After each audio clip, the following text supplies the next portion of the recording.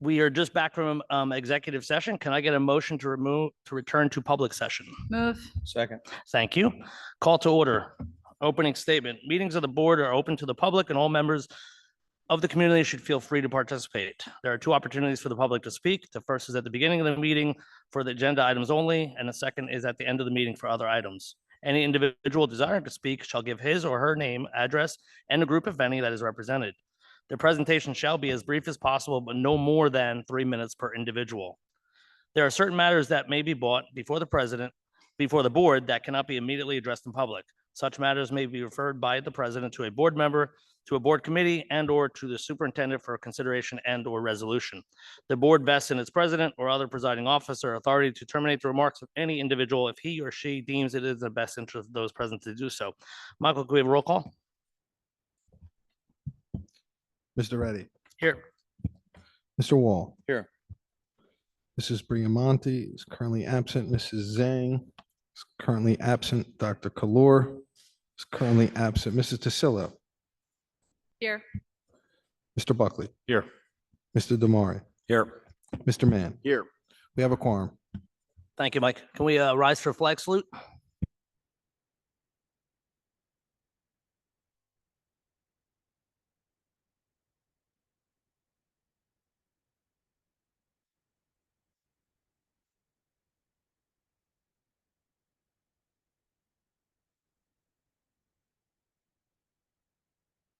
Well, thank you everyone for coming out tonight. We were here last week in our committee of the whole. Tonight is our public action or a public meeting where we will be taking action on a number of items today. Before we start, I'd like to welcome back our students. Anuga, who is our senior representative, so thank you for coming back for your senior year. And next to her is Jack Powers. So for me, being on the board the last decade, I've known Jack at least a decade. Rising junior on the football team. He got out of football practice early today, so this is good. I want to say I know Jack longer than anyone on this board, but unfortunately I don't, because there's someone sitting a few to my left, Kim, if he wants to say a few words. And after that, Jack, if you want to say anything, feel free. If not, thank you for your time. We'll make sure you get out of here on Wednesday so you go home, and I know you have a big course load and everything like that. So welcome. So Jack is my nephew, so I've known him his entire life. And he is absolutely a great kid and couldn't be prouder to have you up here tonight and to be a role model for my kids and all the other cousins. So welcome. And I do think this is the first time we had a football player and lacrosse player all in one. So thank you and welcome. So.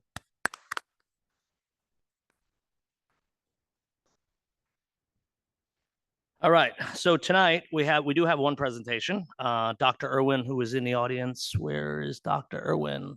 There she is down here. Dr. Irwin is going to present to us on the fall student achievement update. Like last year, I think the last time she did an update, I think it was the spring update. So this will be the fall one. So Dr. Irwin, take it away. Is it on presentation?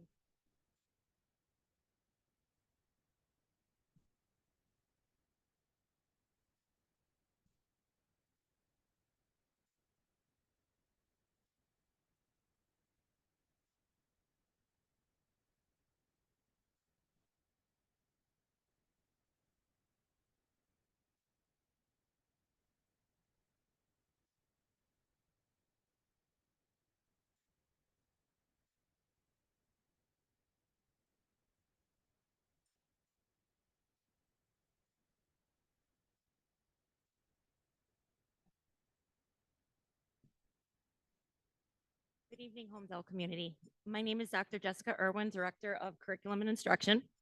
Per state statute, chief school administrators shall report final results of annual assessments to district boards of education and members of the public at a public meeting within 60 days of receipt of information from the department.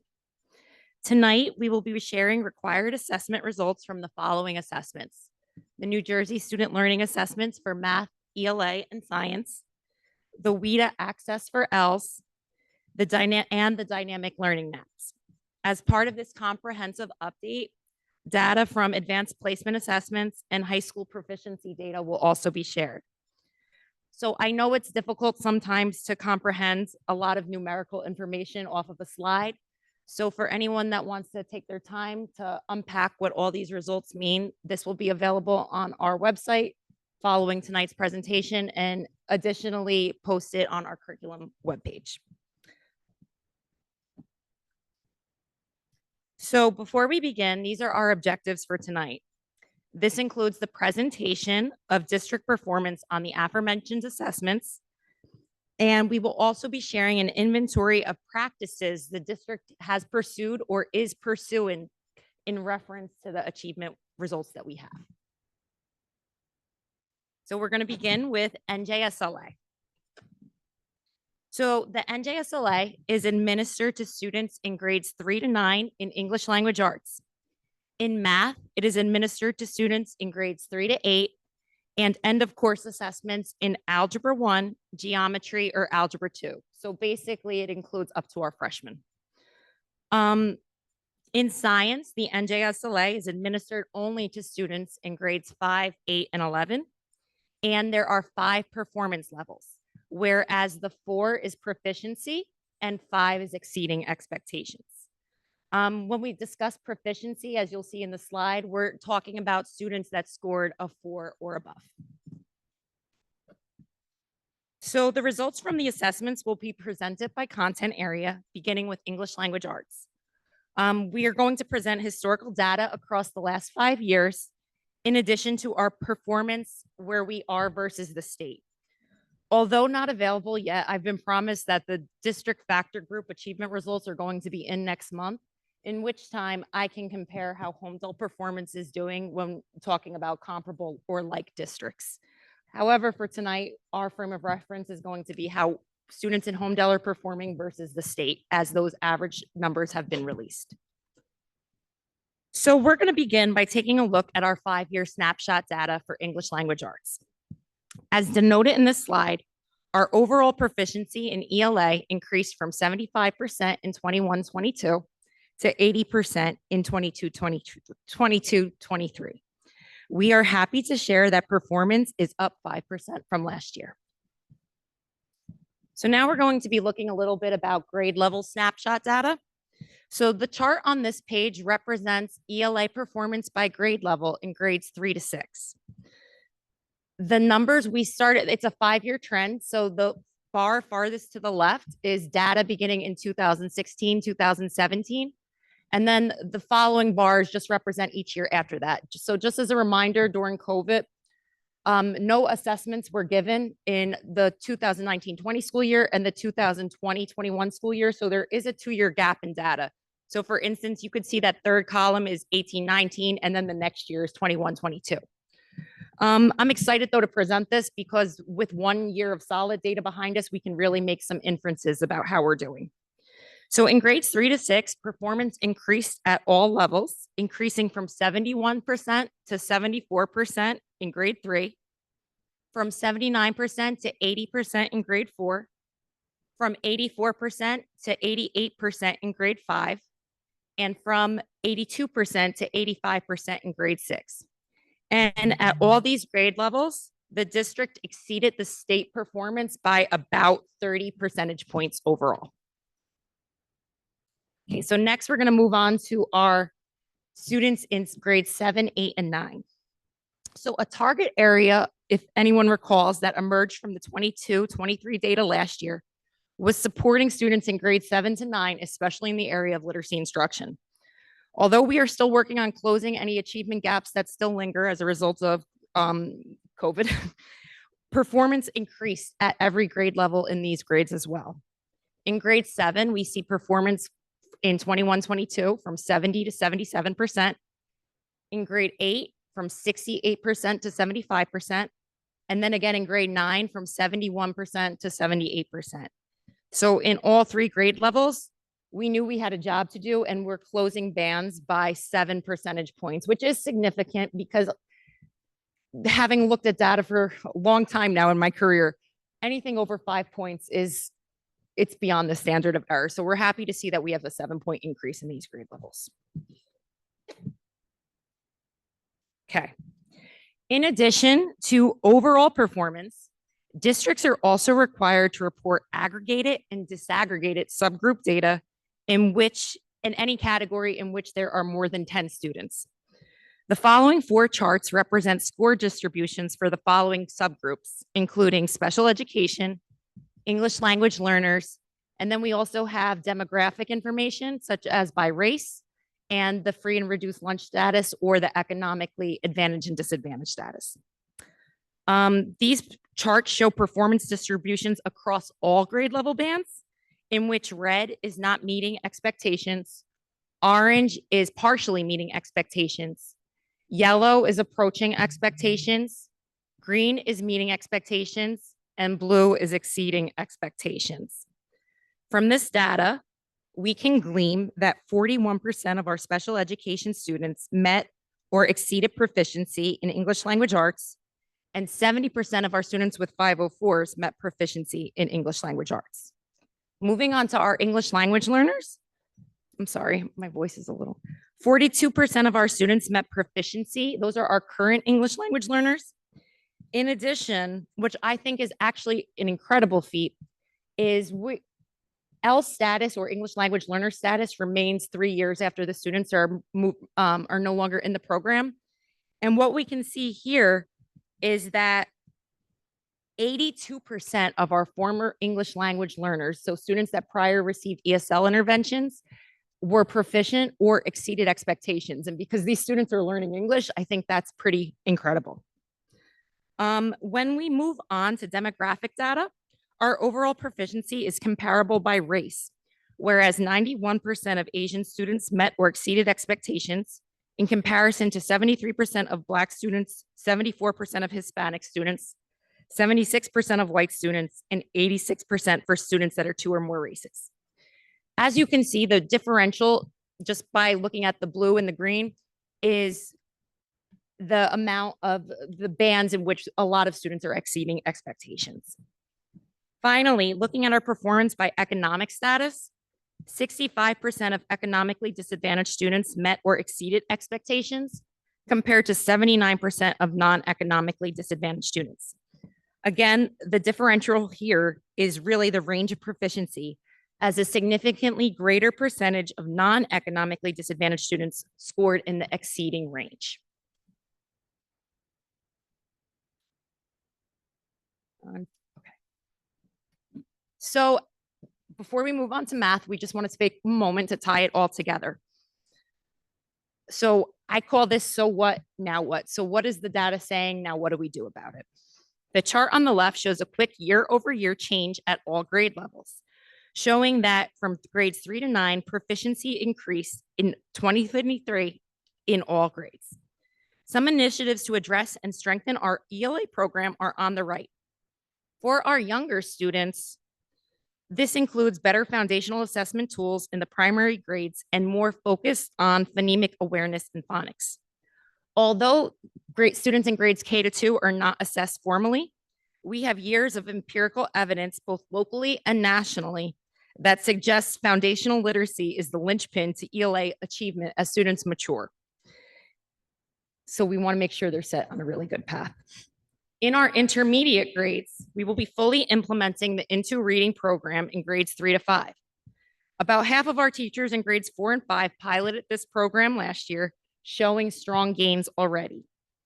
We will continue our 2-year partnership with the Rutgers Literacy Initiative in grades K to 6, and we are very excited to offer this professional development to our teachers this year in grades 7 to 12 as well.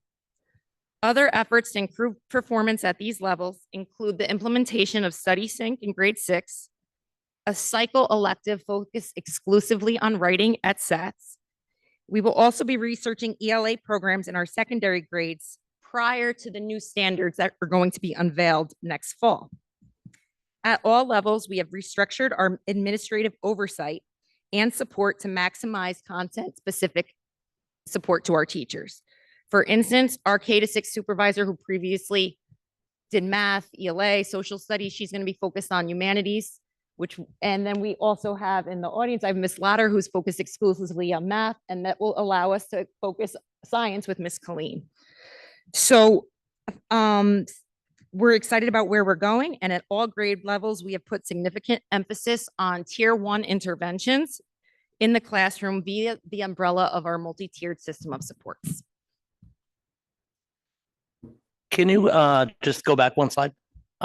Just Dibels, can you? Oh, DIBELS is an assessment. Okay, one of our just for the foundational public, assessment tools. and MTSS. Multi-tiered system of supports. Those are our interventions just for wanna make students sure. before they're Okay. referred. Thanks. Okay. So moving on to math, we're going to change gears a second. So here's our 5-year district snapshot of overall performance. As you can see, performance over the last 5 years has hovered around the same point, which is the 70th percentile. Our 22-23 performance data remains 68%, similar to performance in 21-22. So we were at 68 last year and we're at 68 again this year. Now we're going to go through the same process that we did in ELA, just switch it up for math. So in grades 3 to 6, performance increased from 79% to 81% in grade 4, from 72% to 76% in grade 5, and remained stagnant in grade 6 at 71%. In grade 3, our performance declined slightly from 80% to 77%. However, I just want to note that this is a new cohort of students who are testing for the first time, and research has also come out that the students, whether or not that's the case locally, but the students most impacted by the pandemic are students in grades 3 and 4.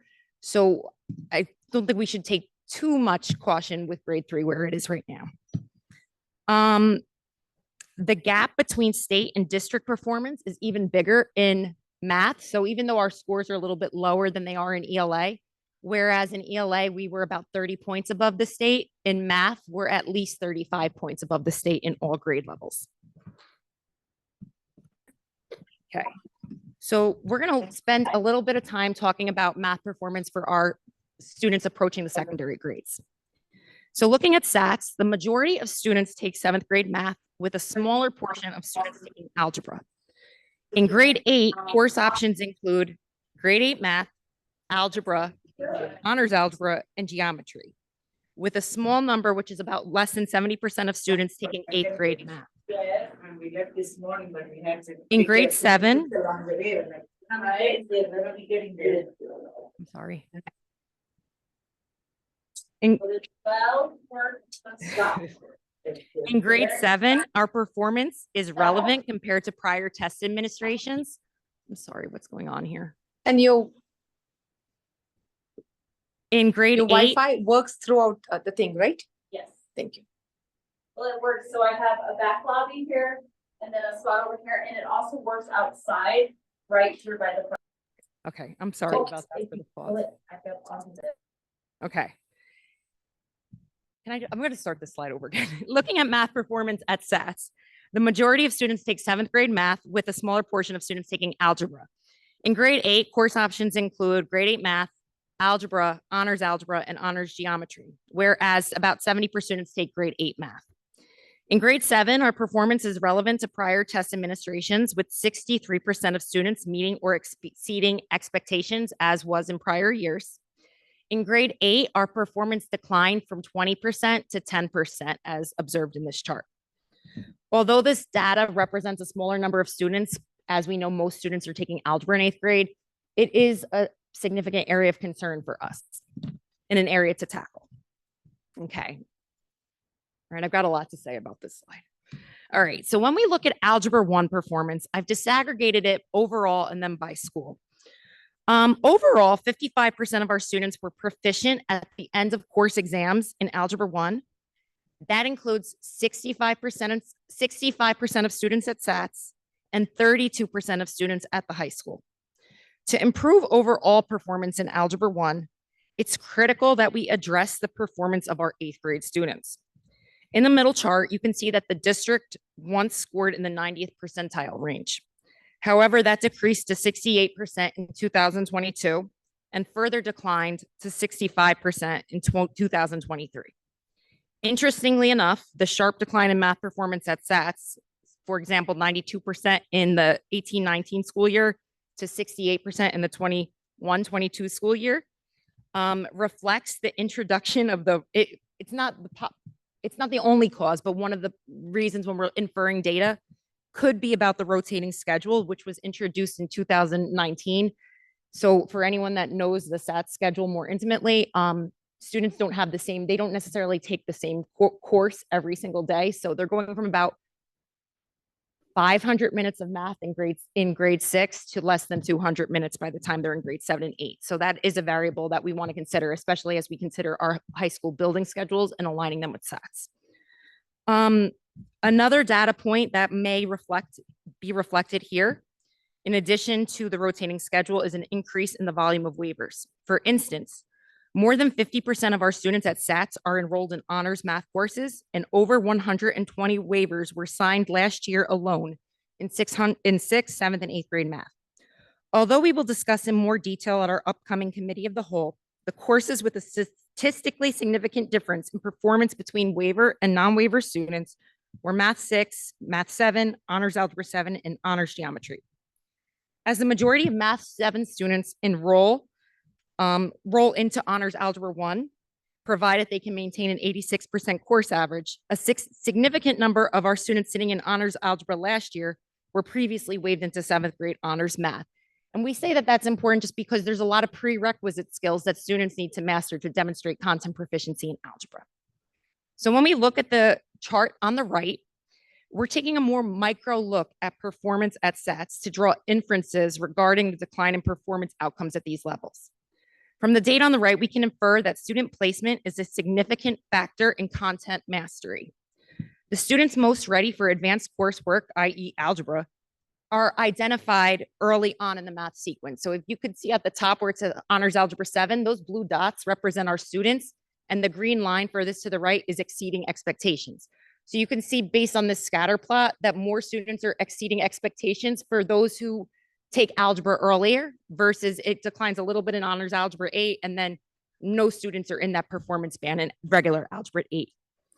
Evidence suggests that students taking algebra in 8th grade could benefit from another year in developing prerequisite skills, such as participation in Math 8.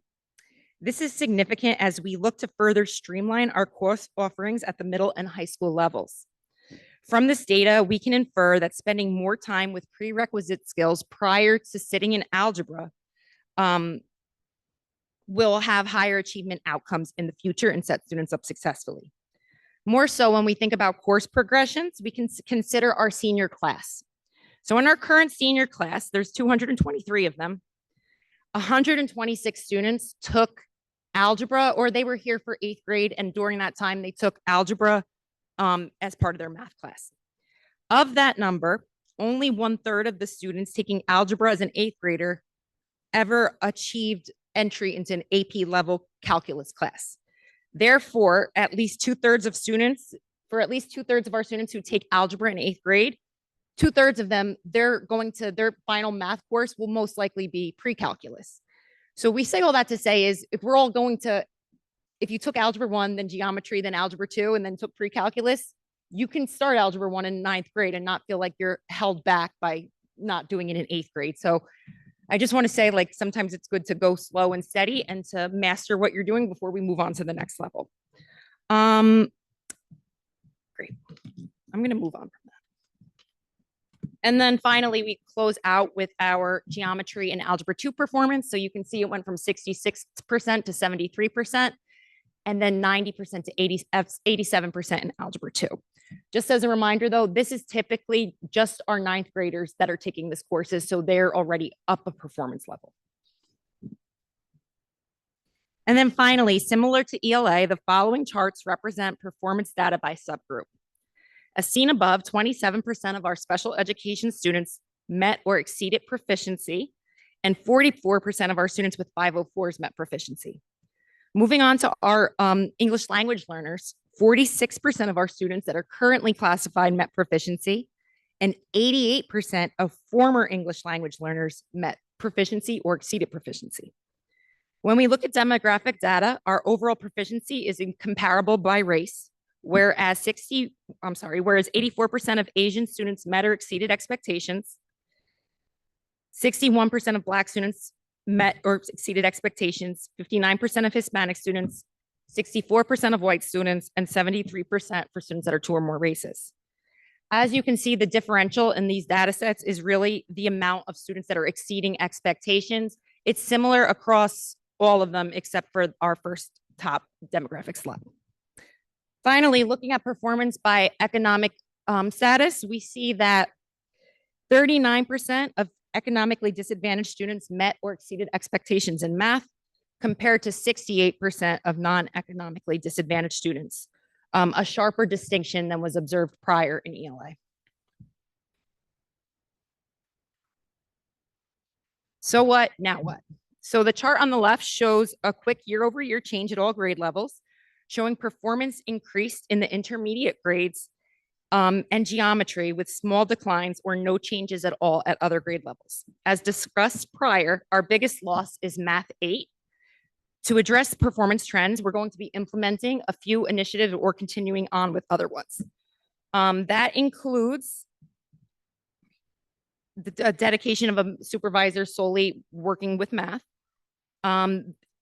Because Gwen is going to be overseeing K to 12, it's going to allow us to really work on our vertical articulation as well. So there's coherence from one grade level to the next.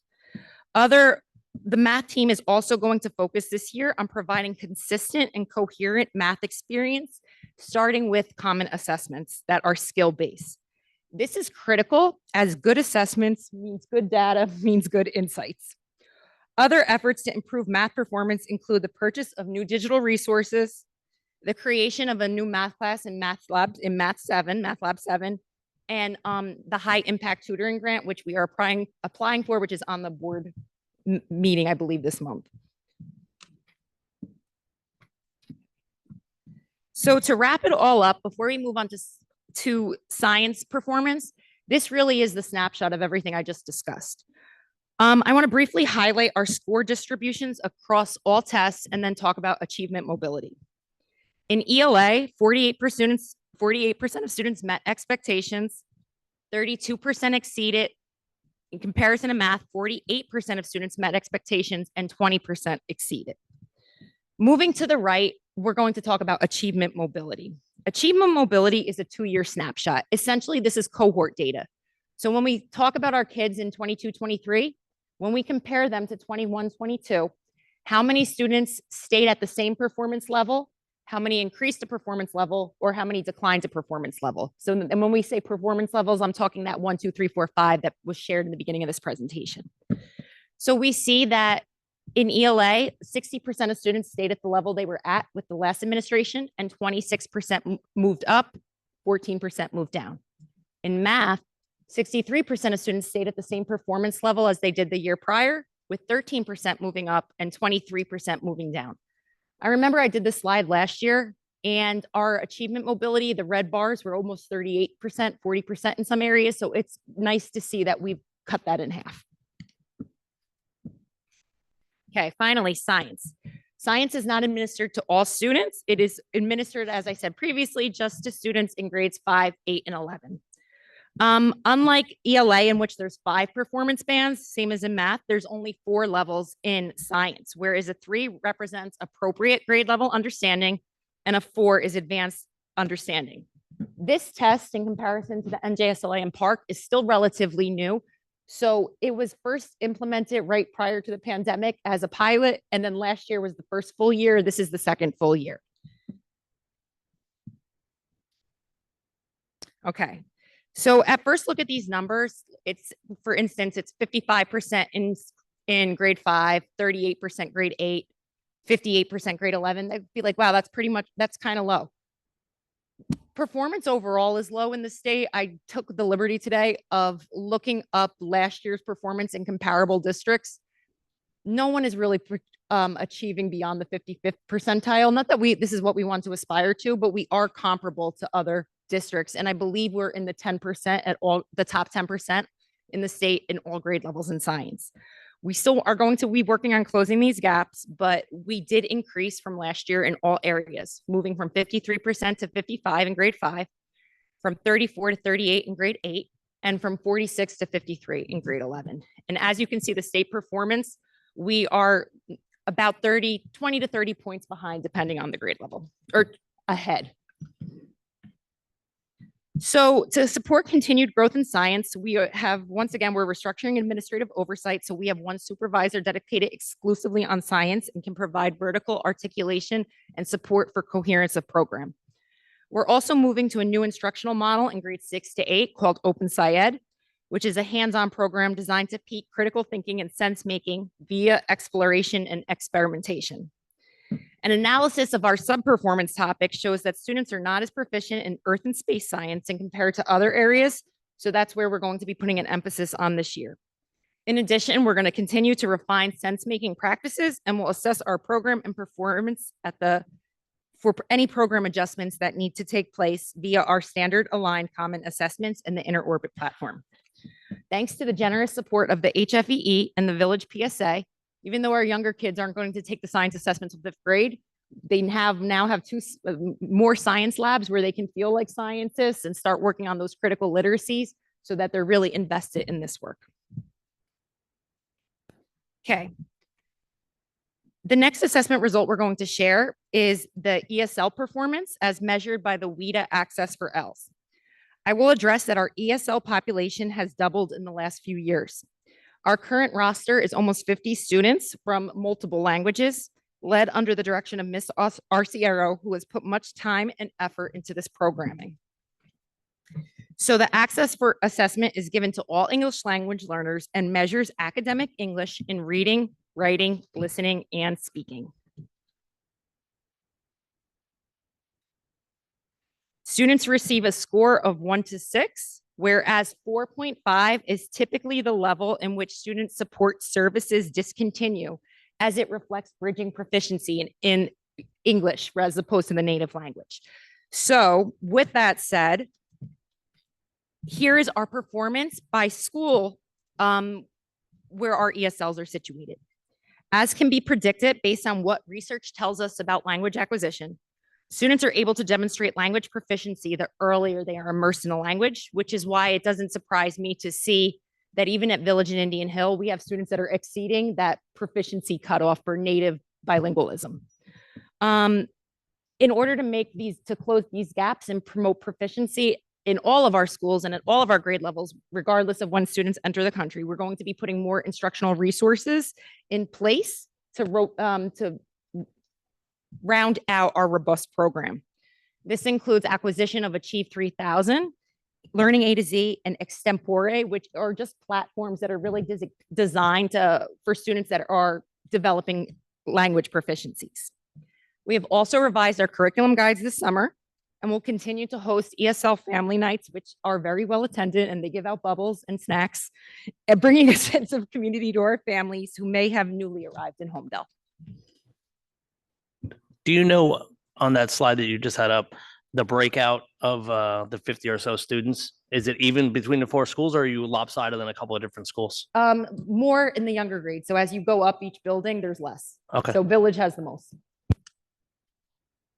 Okay, moving on. We're just going to quickly look at our dynamic learning maps. The dynamic learning maps are given to students who have most significant disabilities, intellectual disabilities in math, ELA, and science. So rather than taking the NJSLA, they take the DLM for short. It's a relatively small number, about 14% of students participated in these assessments.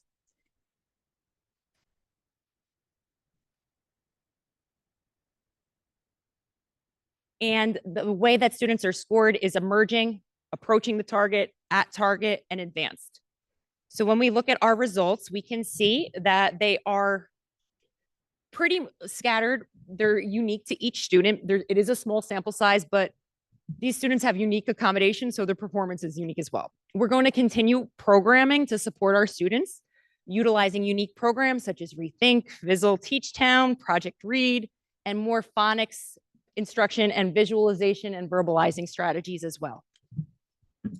Okay, finally, moving on to our AP exams.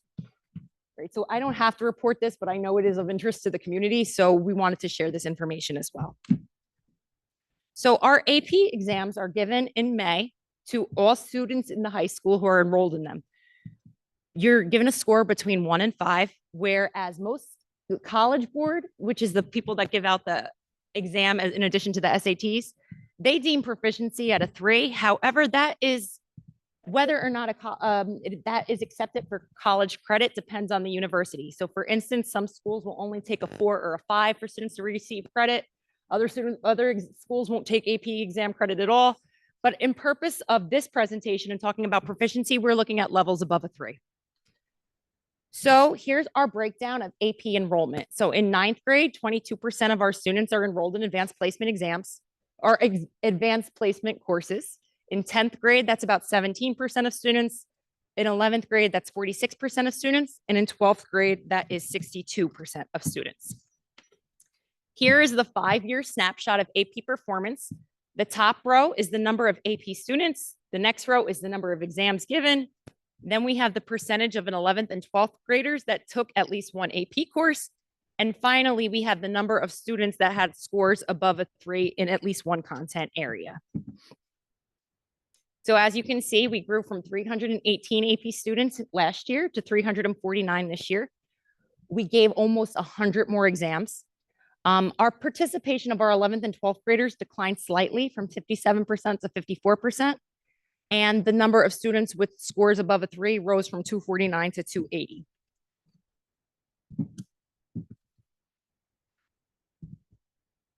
Okay.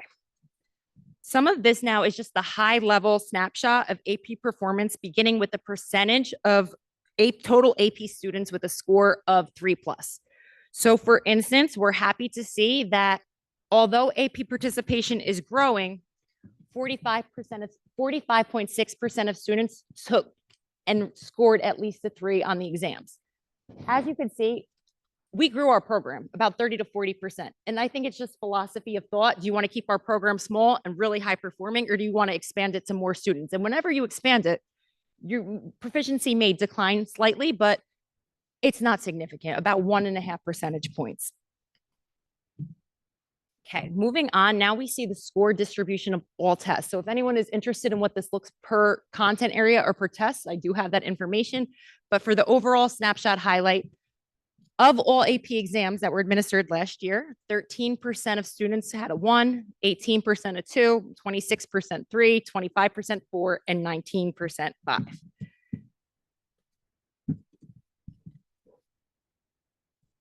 Okay. Finally, this graph over here is our mean comparison performance, Homedale versus the state. So in blue are the lines that are in blue is our local data, which is Homedale performance, and in green is the state average. So you can see from this chart, some areas were above the state and other areas were below. I believe it is about 12 subject areas we scored above the state. So we're going to continue to working on bridging those gaps. In addition, of the 27 different tests that are administered, the district outperformed, like I said, in 12 areas, including art history, biology, chemistry, computer science, research, language and composition, Italian, psychology, statistics, US history, and world history. This slide is very exciting. Every fall, the AP program through College Board recognizes high school students who have demonstrated outstanding college level achievement while they're still in high school on multiple AP exams. So there's 3 levels of awards, and you could read the description right there. How winners are determined. It's the student's AP exam score is calculated based on all exams taken, including this year and previous years. And then the student's AP exam scores are checked to see which ones count towards the various scholar distinctions. So we're delighted to announce that 119 students in total were recognized as AP scholars in 2023 with an average score of 3.61 across all assessments. So kudos to all of you.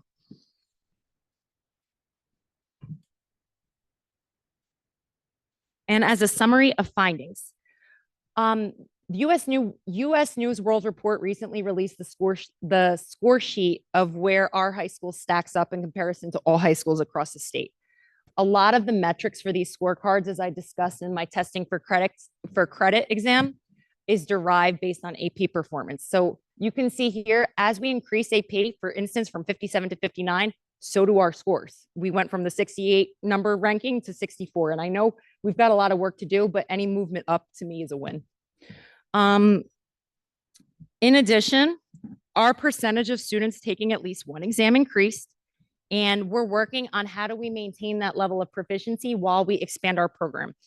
If anyone recalls from Dr. Cascone's previous presentation, one of our performance goals this year, our district goal, is really about increasing AP enrollment because it's giving all students that chance to have that college experience while still in high school, earn credits, and hopefully save their parents some money.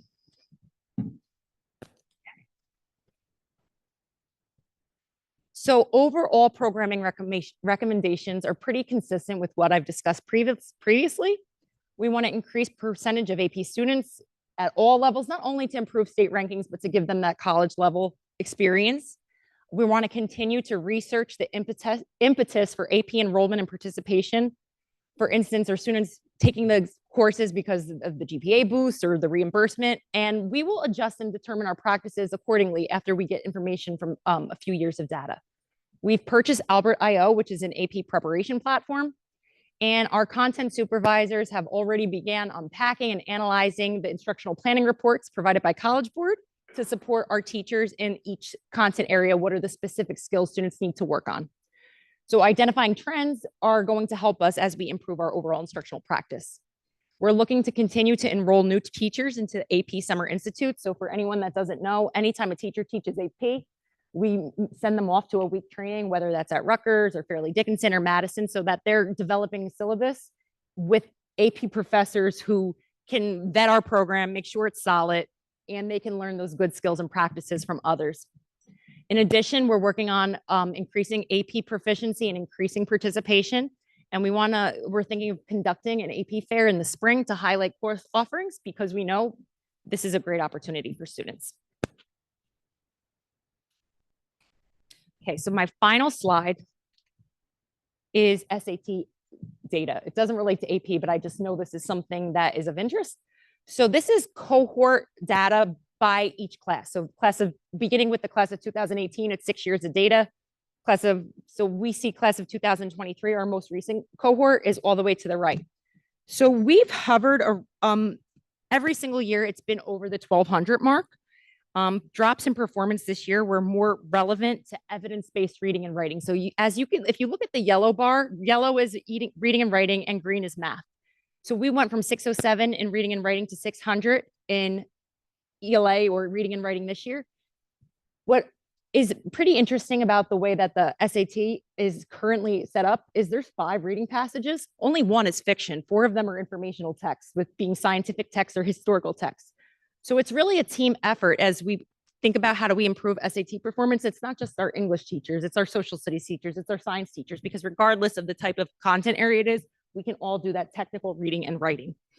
It's also worth sharing that the SAT, the way that it is structured, is different beginning in 2024.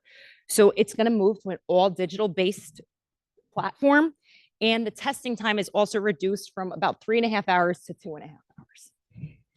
And to close out,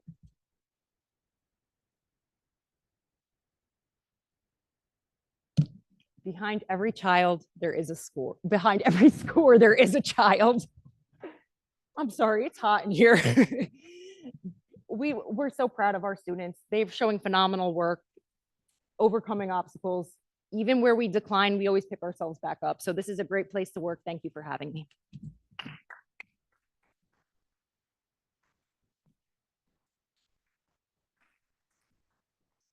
First off, thanks for all your efforts. I think you've been here now a year, so this is good. Obviously, now you have a ton of history behind you now, obviously being here for the full year.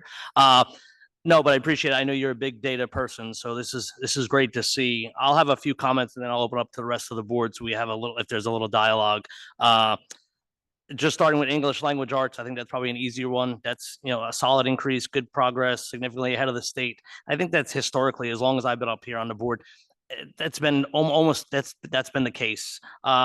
Math, I always looked at, okay, as long as I've been here, guidance in math always seems to be always an issue.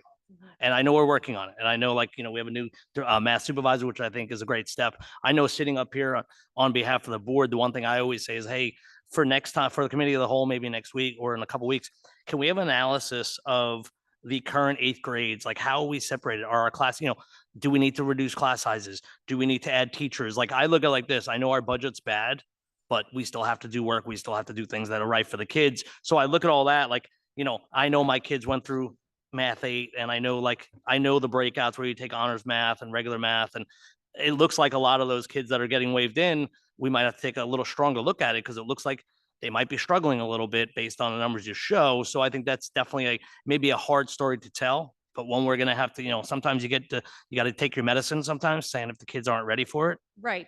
And Pete, what I would just say to that point is algebra truly is the linchpin to higher math. You can't do calculus. You can't do advanced statistics without understanding of algebra.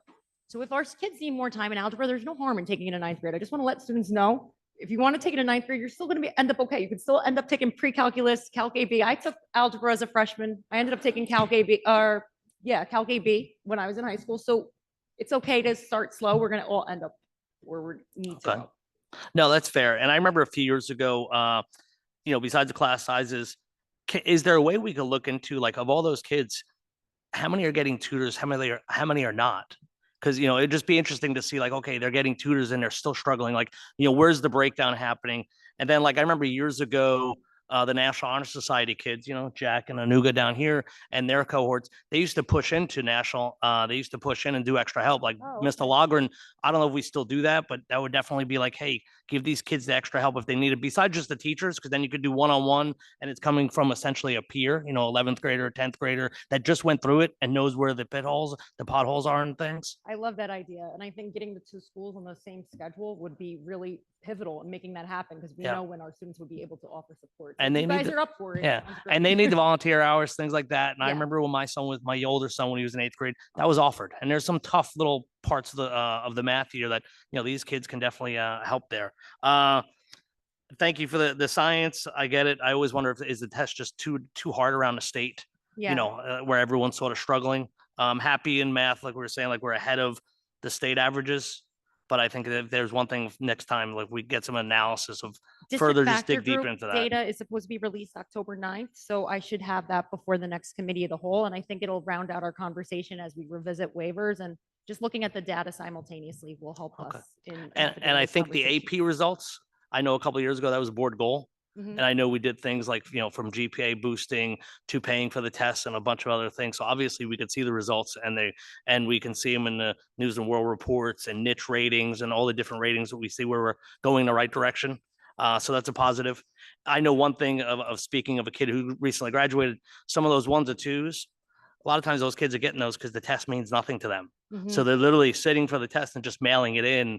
So that's definitely dragging down some of your rates, because 69% are getting a 3 or higher is really good, considering that a lot of other kids going, I'm not getting credit for this at my college. So it's, And I think that's true, especially if students know the university they're going to isn't going to accept it. Yeah, Okay. definitely. And then thank you for the SAT stuff. I always look at it for the audience that's here. Last year of the graduating class, all but 7 are in college. So you have, the entire graduating class is in college this year. And to me, that's always the SAT score, and that's, to me, like raw data. So And thank the you. most important data. Yeah. Thank you. Any board members? I have some Chris, yeah. comments. Thank you, Dr. Irwin, for the presentation and data. Just some comments here. I know earlier in the year, we identified that the math 6th, 7th, and 8th was that area that was and we were going to be focused on that. I look forward to hearing more at the committee of the whole meeting, some of the initiatives that we're going to be possibly undertaking to enhance our students' curriculum or whatever they'll be doing in math, which will hopefully correlate into higher scores. I also wanted to express that I'm excited by the recent hire of Ms. Lauder, who is the supervisor of mathematics for the district, that will be hyper-focused on strategy and leading this initiatives, because this is really a focus area that we want to see improve significantly. And I'm confident with all the hard work with the team that we will get better in these areas. And it's great to see that the AP exams continue to increase. I know that was a huge initiative that the past board put into play, so it's working. Thank you for tonight's presentation. You got it. Thank you. Just a quick question as it relates to not specifically the data. You love data. Very impressive. But you mentioned that the change in the schedule led to a decrease in math minutes from 500 to 200. So I can't speak to causality because there's obviously it's causation. I don't know if that's the only factor, but when we're talking about performance declines, like it's almost 30%. We also know that we went from students having more time in math to less time in math. And to me, when we're considering our variables, that would be one of the first stops I would look at. And especially as we're presented with the opportunity this year to take a hard and critical look at our building schedules. And I know a primary focus of that is, with busing and the high school start times, but I think it's a chance to really look at stats as well and see how do we maximize instructional time in the content areas. I know Ms. Tassilo, you're right there with me on that one. So So I just look forward to seeing it all. You and I have had multiple conversations about math over your first year here. And I look forward to not only, with the new math supervisor really focusing in on that and under your, direction, really focusing in, but looking at the waivers, maybe looking at the schedule so that they aren't dropping math every other day. Just all of it coming together and where we can, head, I really see nothing but promise in the future, for that. So me too. It's an exciting year. yeah, it's very exciting. Mhm.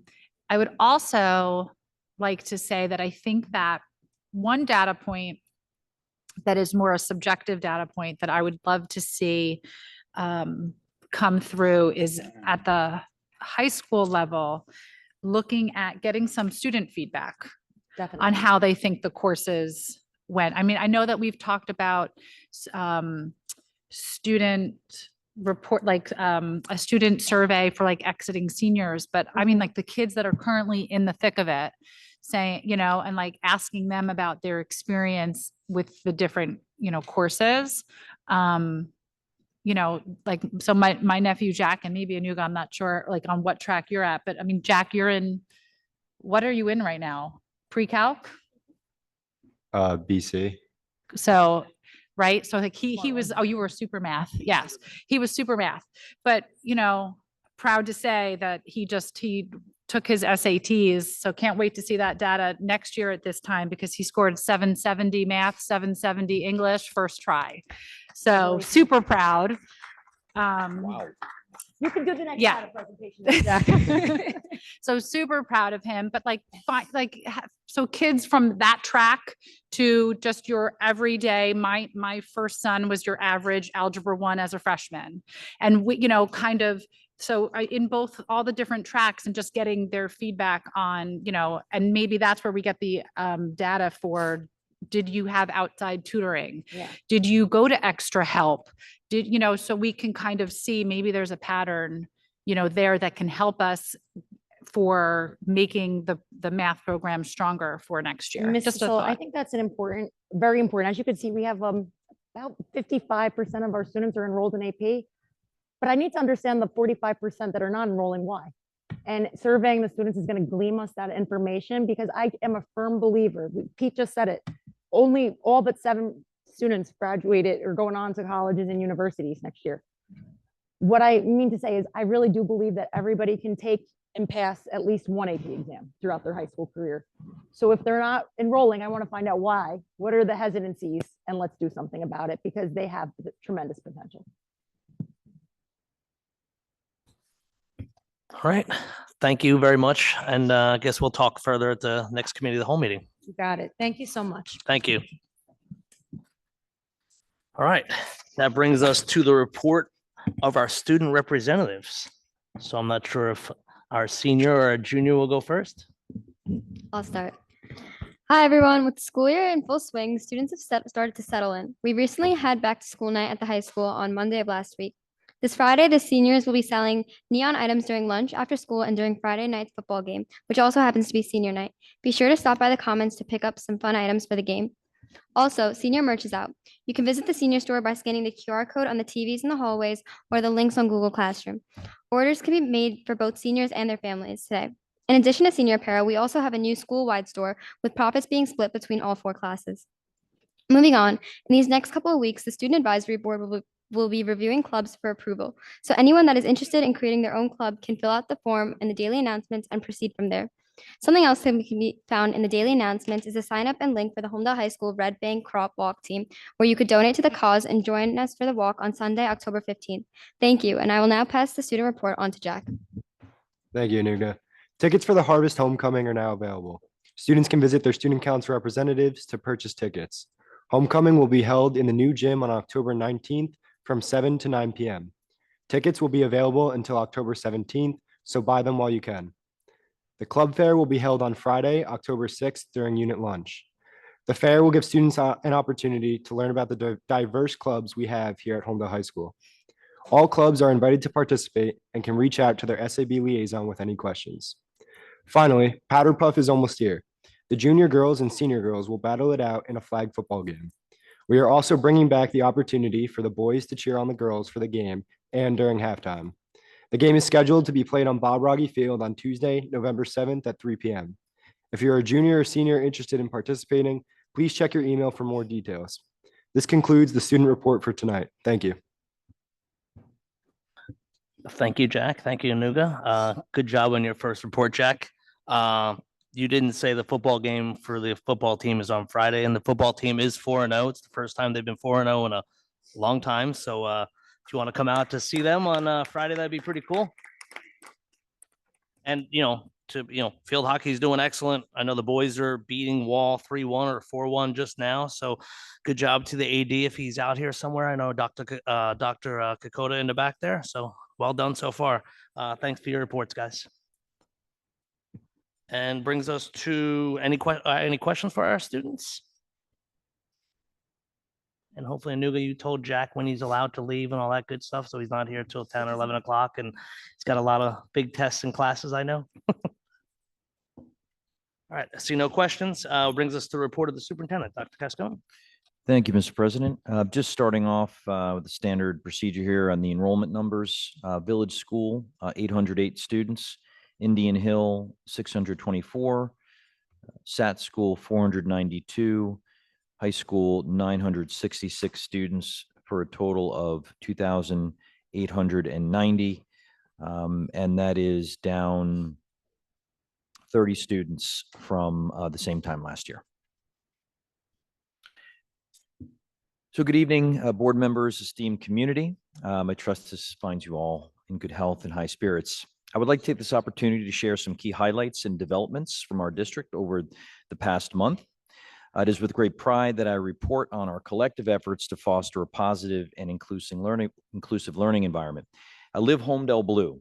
Our district's Live Homedale Blue program has continued to gain momentum, emphasizing the importance of positive behavior, respect, responsibility, kindness, and citizenship within our school community. This initiative is a testament to our shared commitment to nurturing a supportive environment that fosters personal growth and social development. A National Suicide Awareness Month is September, and as we recognize this month, we are reminded of the significance of promoting mental health and well-being. Our district remains dedicated to providing resources, support, and education to address this critical issue and ensure the welfare of our students. Week of Respect. Next week, we will celebrate the Week of Respect within our schools. This annual observance underscores our commitment to cultivating a respectful and inclusive atmosphere where every member of our school community is valued and honored. Student athletes, Mr. Reddy mentioned something about it, but our student athletes have once again demonstrated their dedication, perseverance, and talent. We celebrate their outstanding achievements on and off the field, recognizing the discipline and teamwork that they exemplify in representing our district. As I always do, have had an opportunity to get out to a number of events. I try and get out to at least one of every game, regardless of level. And represents one of my favorite things to do. Also gives me an opportunity to interact with our parents and guardians, which is always an enjoyable experience for me. And thank you all for always making me feel so welcome.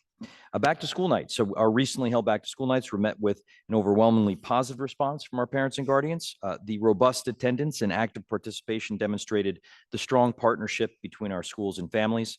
And these events are instrumental in fostering open lines of communication and reinforcing our shared educational goals.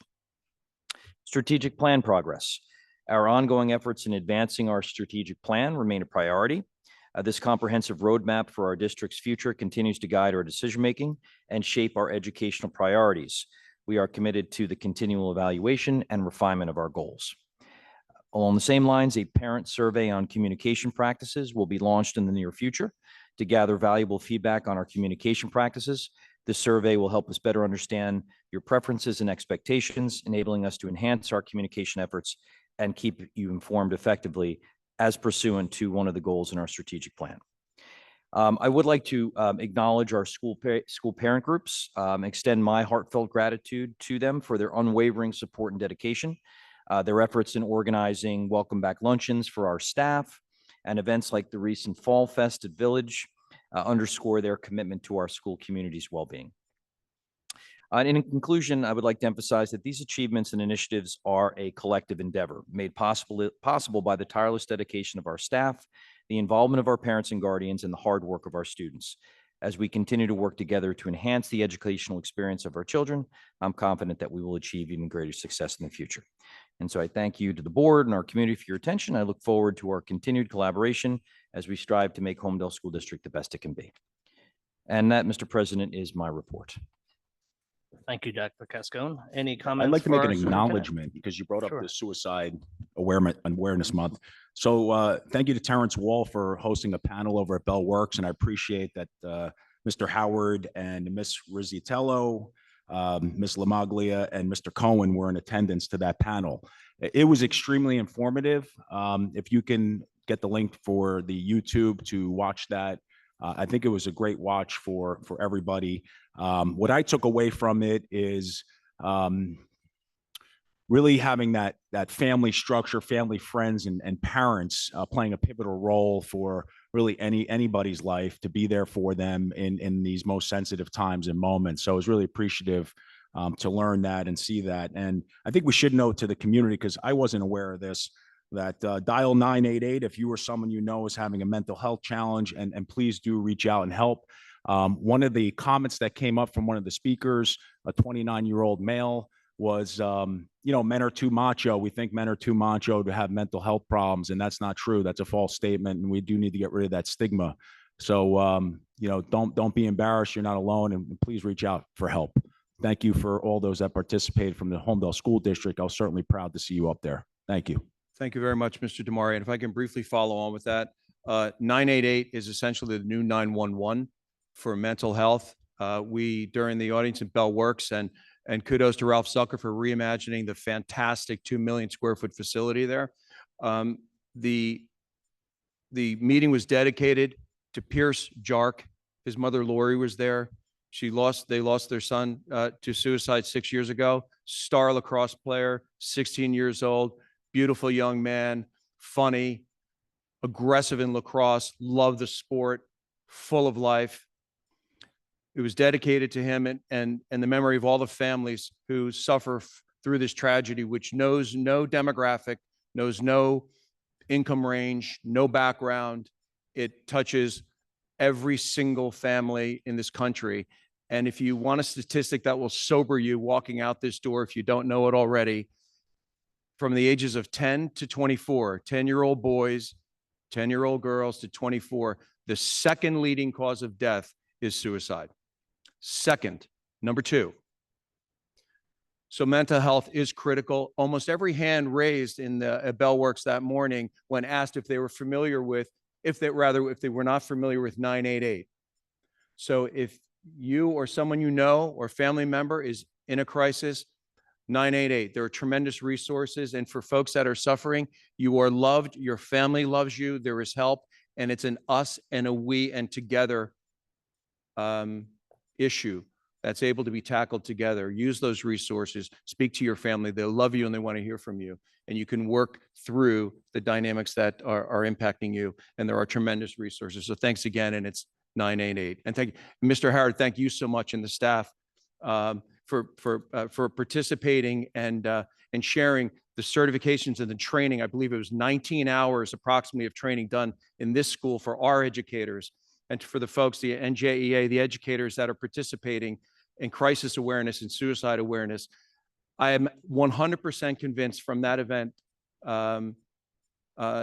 yesterday morning that we don't know where, but with the ripples in the pond in life, that someone's life will be saved. 100% convinced, and power to the Jark family and all the families that are reaching out to help save lives. It's very, very important. Thank you very much, Mr. Dewey, for bringing that up. Thank you, Terrence. Couldn't have said it better. Absolutely. The worst nightmare anyone can have. So appreciate you doing that. All right. That'll bring us to questions or comments from the public on action items only. Mr. Obviously- Reddy, Yes. just the HIB report.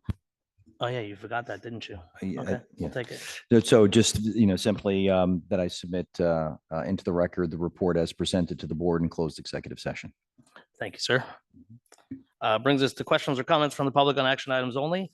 So here's the ask. A lot of people were here last week. So my first ask will be that, okay, we're gonna have Homedale residents speak first. Then after that, if there are people from other towns that would like to speak, and we are gonna stay to the 3 minutes today. So if you have Moby Dick or another long passage, that's not happening tonight. So at about 2.5 minutes, I might raise my hand or we'll cough into the microphone. So, organize your thoughts and have it succinct. And please feel free to come to the microphone, your name, address, and we'll go from there.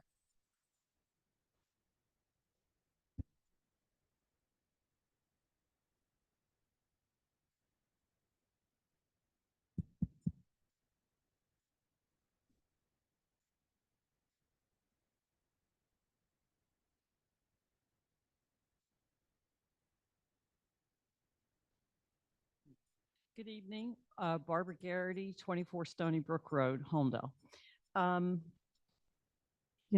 This is a very complicated subject, this particular policy, but I had two thoughts that I wanted to share. And one is I know that I am aware that some other districts have abolished this policy and are now involved in lawsuits over that. And so I would hate to see the resources of our district directed away from student education towards defending against lawsuits. And my second reaction to the proposal to get rid of this policy is that we don't live in a perfect world, and not all families are perfect families. And as much as we parents want to know everything about our children, I do think on a subject as difficult as this, where I think there is suicide risk involved, I don't think that the presumption should be made that parents should be told if a child does not feel it is safe for them to do so. So that's really the heart of my concern about abolishing this and requiring that parents be informed if a child is struggling with their sexuality. Thank you. Thank you, Barbara. Good to see you, by the way.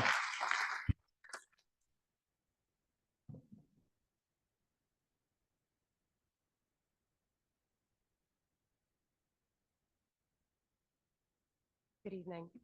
My name is Riham Taha. I live at 6 Stevens Drive. We're here tonight discussing whether or not policy 5756 has a place here in our community. I firmly believe that it does not. This policy tricked its way into our district. And now that we have learned that this policy was merely a guidance and not mandatory, I hope the board members tonight will make the necessary and clear decision of rescinding it. We are a community of involved, invested parents who have always worked greatly together with school staff and faculty members for the betterment of our children. We love our kids unconditionally and would do anything to support them through all their challenges.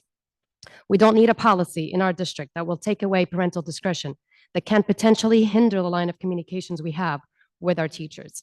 We don't need a policy that promotes secrecy and one that denies parents of knowing crucial information regarding their own children's identity and putting that pressure on staff to carry that burden. And we certainly don't need a policy in our community that allows for external third-party advocacy groups to influence our children's decisions. We are the legal guardians to our kids until they are 18. We have that God-given right to raise them, protect them, and help guide them through their growing years, especially when they're facing challenges and difficulties. Parental rights should never have to be up for debate. It's just common sense. I thank you all, board members, for your time, and I hope that you will vote tonight to rescind this policy. Now that we know better, we must do better. Thank you.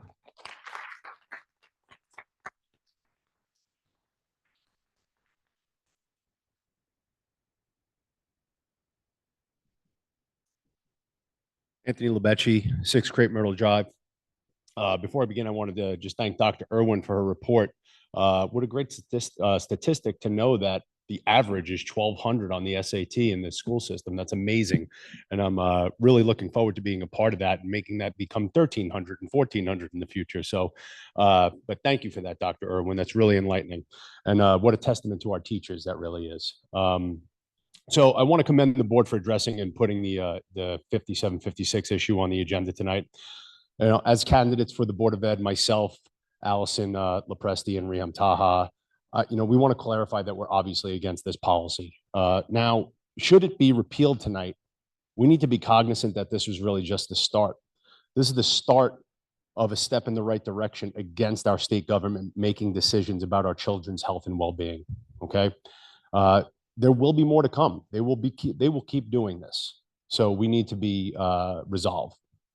We must be prepared to stand for our parents, stand for our rights as parents, and I implore you to make the right decision tonight. Thank you.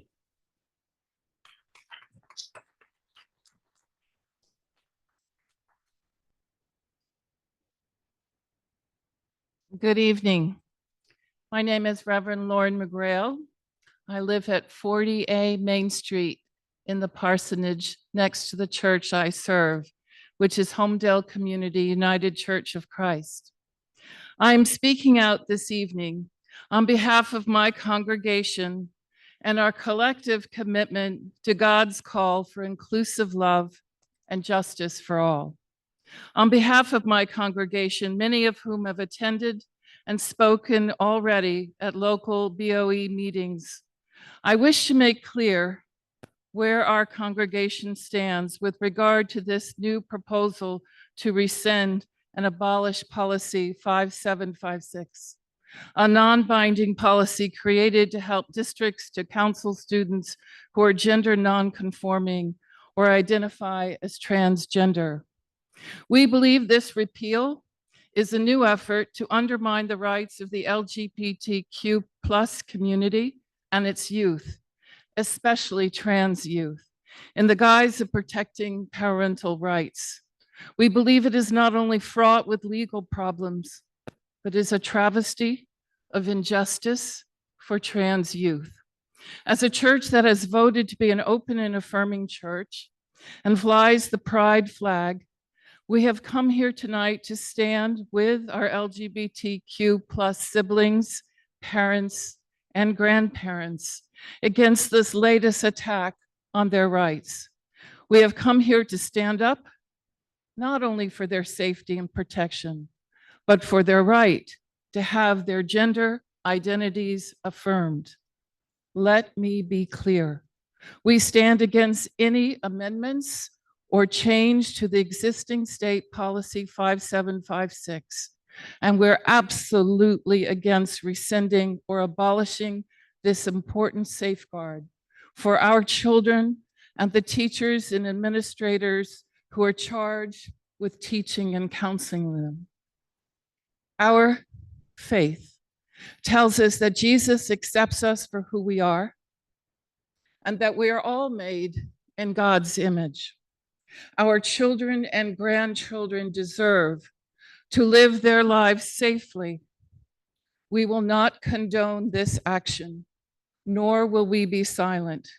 We ask that each board member tonight consult your conscience and cast a vote that reflects the simple but poignant truth that all children deserve to be treated with dignity and have rights for protection and safety.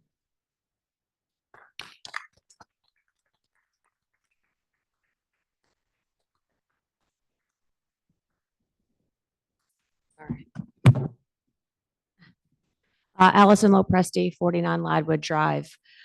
First, we want to applaud the board for taking action and voting on policy 5756 tonight.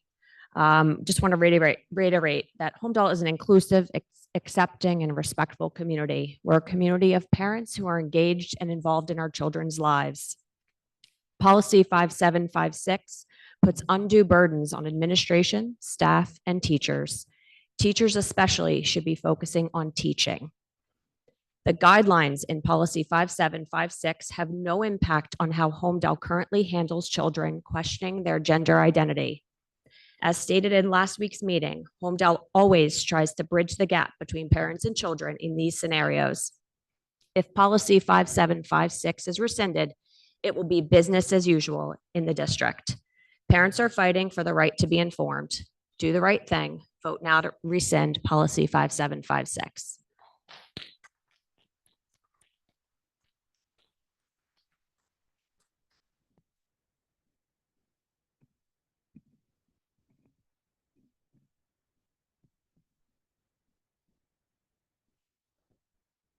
My name is Jennifer Terranova, 8 Crescent Road.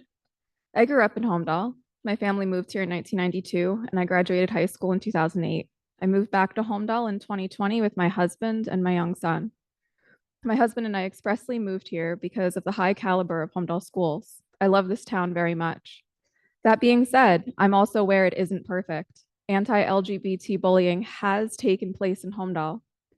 I was in the stairwell directly after someone had a bottle of urine thrown on them in 2005 for being LGBT. I was wearing these chunky platform shoes because fashion wasn't the best back then, and I slipped in the urine halfway down the landing and fell. I remember it like it was yesterday. That was that student's last day in Homedale schools. They transferred out and Lambda successfully sued the school on their behalf. In the lawsuit, it was disclosed they also used to have to go outside the school and go around that way because the bullying was so severe in the halls. Wadington versus the Homedale Township Board of Education was a landmark case. That very first lawsuit under the New Jersey's law against discrimination to successfully challenge anti-gay discrimination in a public school. That took place in Homedale. I remember bullying by staff members and students, encouraged by some staff, of Ms. Cancolosi and Ms. Schweider. Ms. Cancolosi was the athletics director in Homedale, and Ms. Schweider was the former principal. I remember them being called dykes, and a vicious rumor went around that they were caught having sex in the girls' locker room during school hours. Cancolosi successfully sued the district over the discrimination she received for over $800,000. Far more details than what I personally witnessed or remembered are disclosed in court documents online. The harassment was quite extensive. I was the recipient of bullying because of my bisexuality. It was a contributing factor for why I chose to do dual enrollment, so that I could only have to be in Homedale High School for English, gym, and an elective. Former friends stopped letting me eat with them at lunch, so I ate alone in the library. When I graduated in 2008, I was in a wheelchair and someone threatened before coming that they would push my wheelchair down the stairs at graduation. They did not. Despite all this, I loved Homedale so much that I came back. I thought the world is a different place now. People don't care so much about sexual orientation or gender identity. People are more accepting than they were a long time ago.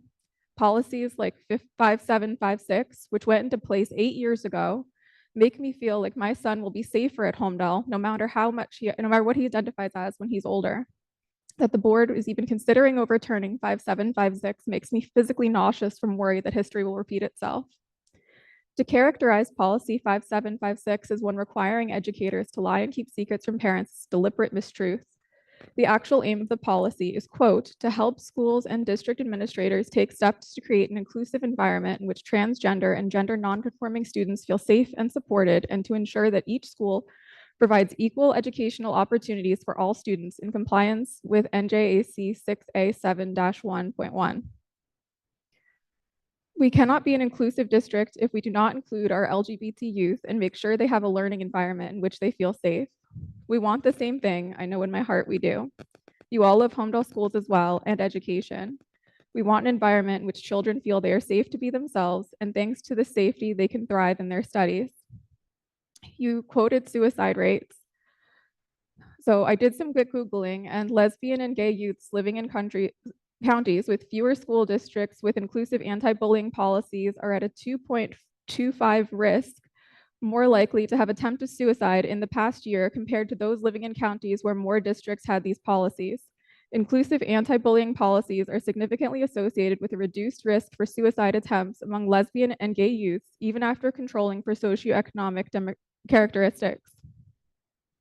In policy 5756, Part E, the prohibition of discrimination states that the board will take reasonable measures to accommodate the needs of transgender students in accordance with federal and state guidelines. Part N explicitly addresses harassment, intimidation, and bullying to make sure it does not happen. Part F of the policy addresses privacy of students and that their personal information will not be disclosed by the school unless the child's safety and well-being is in question. It provides outlines for these exceptions. If a child is not afraid of their parents, and if there is an open and involved dynamic, the parents will already know about their child's orientation and identity. It will not be a secret. If the child does not have that kind of relationship with their parents, the school's job is to educate, not play family therapist. As per Part D of Policy 5756, parents may have direct involvement in coming up with a plan with educators in which their child can be better supported and address student needs. 5756 does not include parents. It protects students. Educators want to provide every student with an accurate and quality education, while some politicians want to exclude kids, denying their school's funding and writing people to who look like them out of history books. This is a politicized movement to get rid of Policy 5756 all of a sudden. There are no instances here Excuse where me. it has caused any Can I harm. ask you to just wrap it up in the next 20 seconds? We're way over 3 minutes. Thank you. Thank you very much. No problem. Thank you.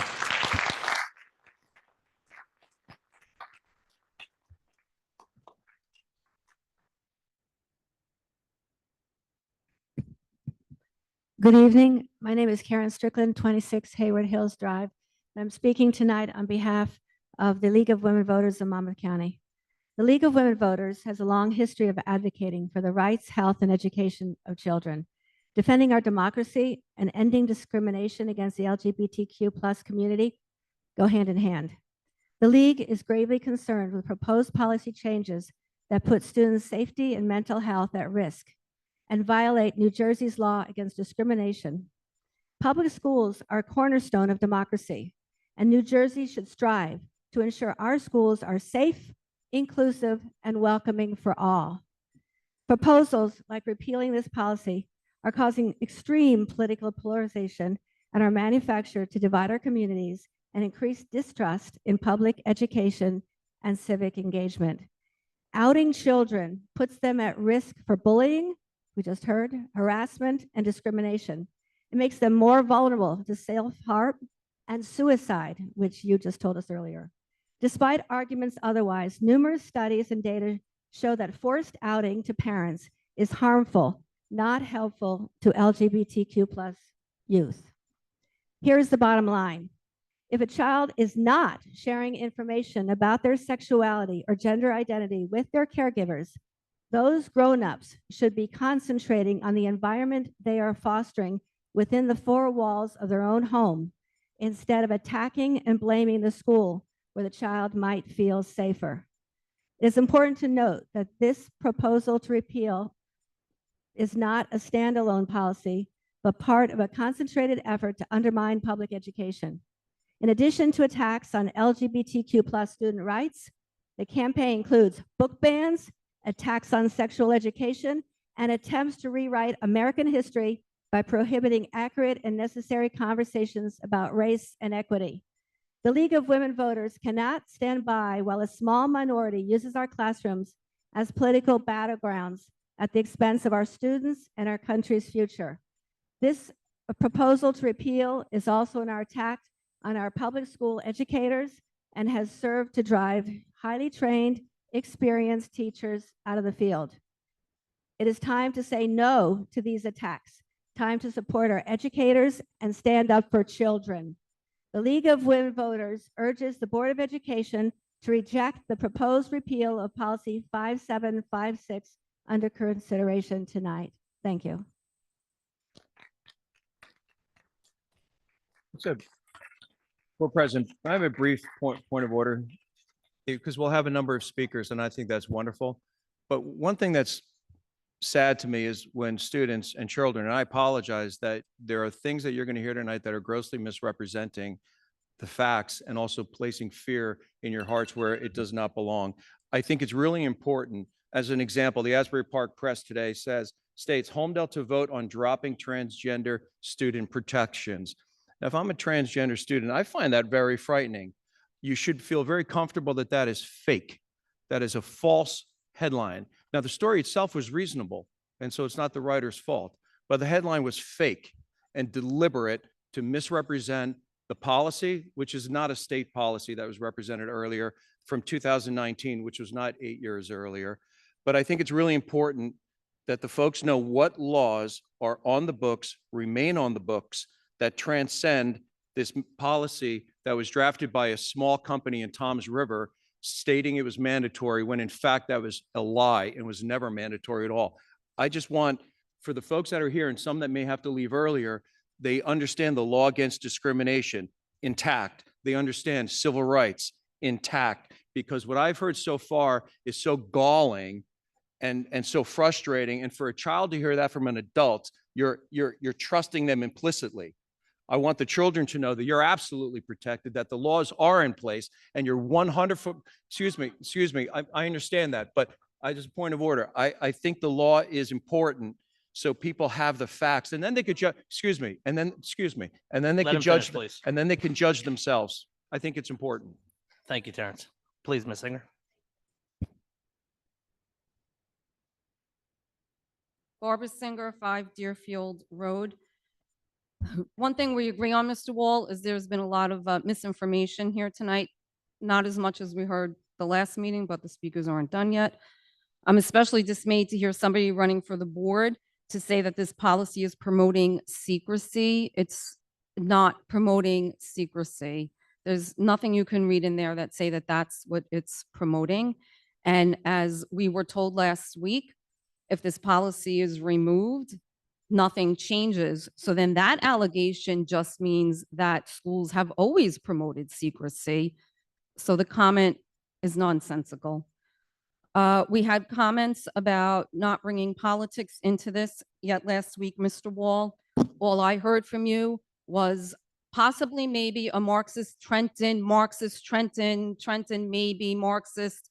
I don't even know what you said in between, because that was just shocking when we're trying not to bring politics into our Board of Ed. And then tonight we have another candidate for Board of Ed saying this is a step against our state government in promoting its repeal. So you want to repeal it because you have a beef with the state government and you're running for a Board of Ed, a non-political Board of Ed. That's two things. So then we're hearing tonight, and I've learned since last week, that this policy is not out of the current government in Trenton. It was came about under Governor Christie.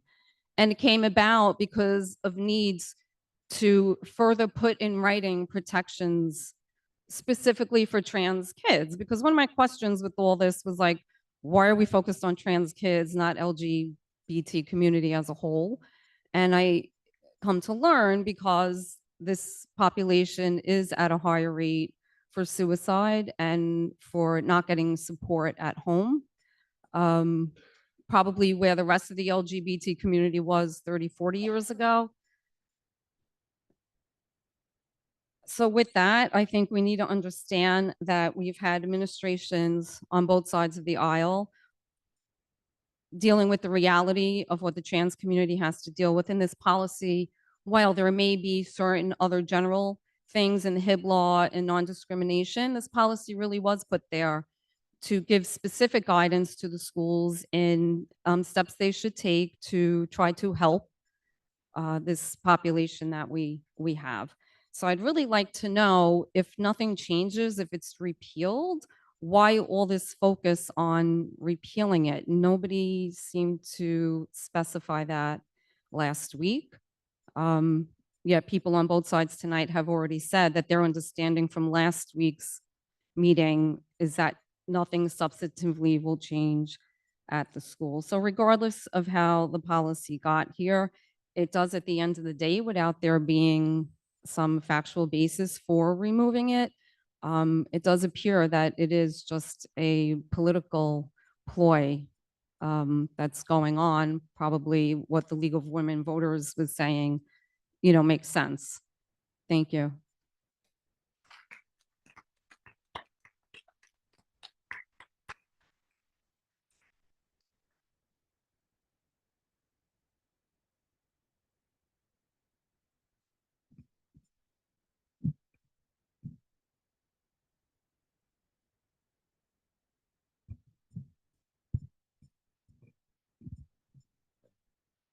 Good evening, board members. Robert Way, 7 Cathy Court.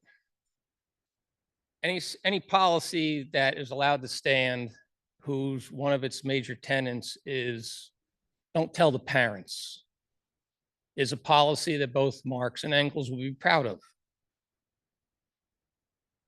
Regardless of the fact that the current policy addresses mainly the transgender community.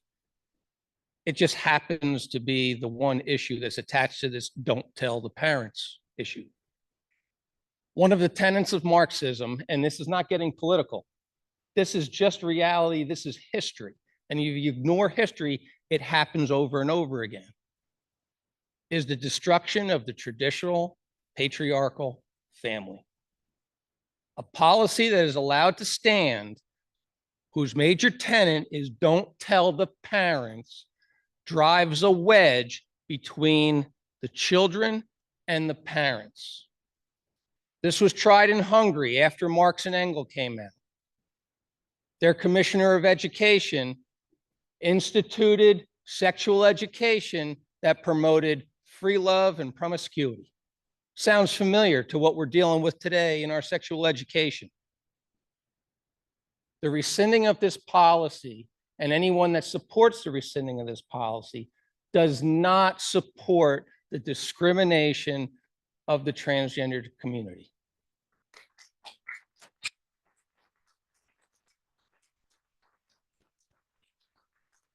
Quite the opposite. Anybody that supports the rescinding of this policy also supports that all safeguards be kept in place that have always been in place for any minority group to be included, protected, not be discriminated against, not to be bullied, all of those same protections in place. The main issue I have is don't tell the parents. And a policy that presumes that there's a problem at home with zero evidence, with the exception of the child in the school. We don't let our kids get their own medication without parental consent. If a child at school gets hurt, we get called. If a child at school asks for narcotics, the parents are informed. These kids can't even friggin' vote. They're going to make decisions about what their gender is at 6, 7, 8, 9 years old, and that's going to be kept from them. Any policy that's allowed to stand for that is on the wrong side of the history, wrong side of history. And if you vote to keep it in place, you might as well raise your hand and say, I'm a Marxist, without even saying you're a Marxist, because that's what you are, because that's what it is. It's easy to look back in history, you see all the mistakes and what happened, because everything happens, every chapter you read is a decade, 2 decades, 3 decades that go by. It's not as easy to see what's happening when it's happening in real time. And this is what's happening right now. It's destruction of the traditional family. It's a march towards Marxism. And if you can't see it, you shouldn't be sitting on that stage. That's all I have.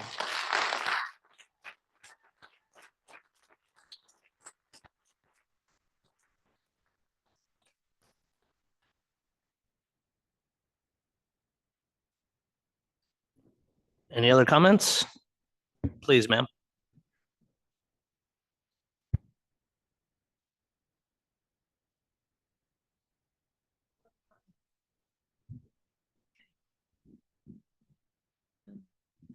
I hope you'll allow me to speak. My name is Alice Hagan Dean, and I've been a resident of Homedale for over 50 years, although I've moved in and out a bit.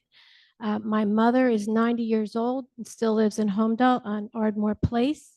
And my little sister just moved back home with 3 kids that are school age, and she's considering sending them to school. First, I want to thank you so much for your service to the board. I know this is not an easy time. And I advocate for repealing of policy 5756. There's no reason for this to exist since there are previous policies in place to prevent discrimination. It's my understanding that the problem with policy 5756 is that the state is not allowing changes to the policy, claiming that a change is discriminatory, albeit the policy is not mandatory. And that was declared on September 6th by the state attorney general. So I'm trying to get to the heart of the matter too. But I feel that not only should you repeal this policy, but take a look at what the state is asking.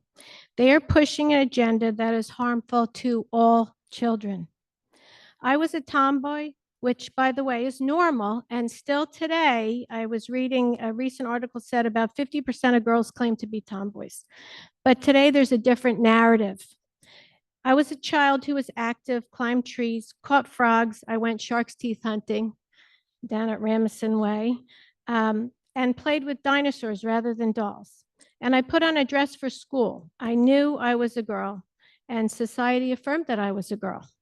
Tragically today, society claims that children can be whatever they want, even if it goes against the law of nature. The decision of gender is already made. Why do we allow feelings and children to make the rules? Biology shows XX or XY chromosomes, and that's it. When a child determines they are not a boy or a girl and listens to lies that tell them something is wrong with them, and then they begin to transition, it can lead to puberty blockers, hormones, sterilization, and sadly removing healthy body parts to appease a false narrative that can never actually be attained. I started listening to Chloe Cole, who is a detransitioner, and her story broke my heart. To think that this was a child that adults allowed and misled this child to believe that she could change into a boy. She may be sterilized and never have children.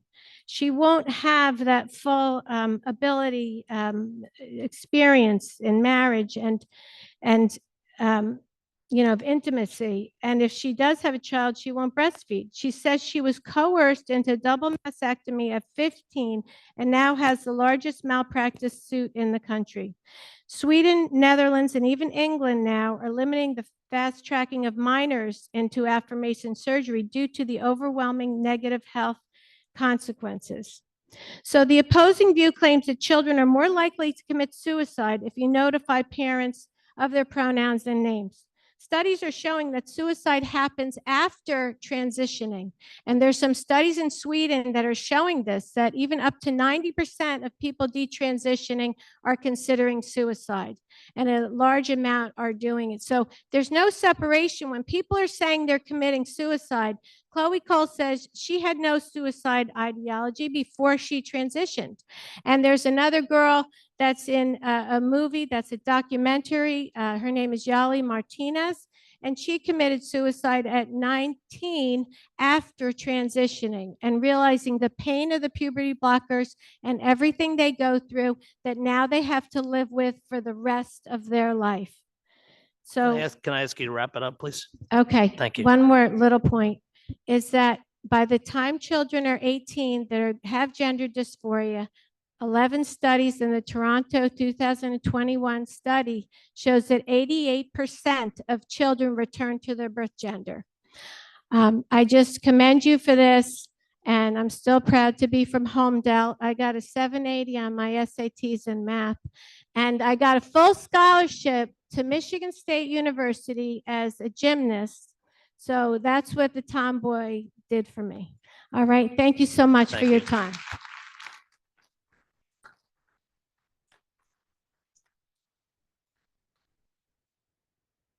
Good afternoon, Board of Ed. My name is Mindy Kim Liu. I live in 9 Samuel Drive. I lived here for about 10 years. I too was a tomboy and still am. I think that's why I keep coming here to voice my opinion. I grew up in Queens, New York. I also did very well in my SAT, but looking at Homedale, I am so impressed with Dr. Irwin. I think this is a kind of focus that all of us want to watch when we come here. I don't think we want to talk about sex education, sex orientation. book banning, those kind of things. I think we want to hear the scores, and it's unbelievable the kind of resources, the fact that AT teachers are sent to camp for 1 week to teach AP classes. I've never had that. This is why we all moved here, right? To make sure that our kids have the best opportunities to succeed. You know, I think I understand what the confusion is by the parents from the opposing side when they say, don't take my right away from my kids. Yeah, if you see a law that says, don't tell the parents, it's very surprising, as if like you want to keep their secrets. But I think they're misinformed because the way it started is that the U.S. Constitution, New Jersey laws, common laws, it provides protection for the LGBTQIA plus kids.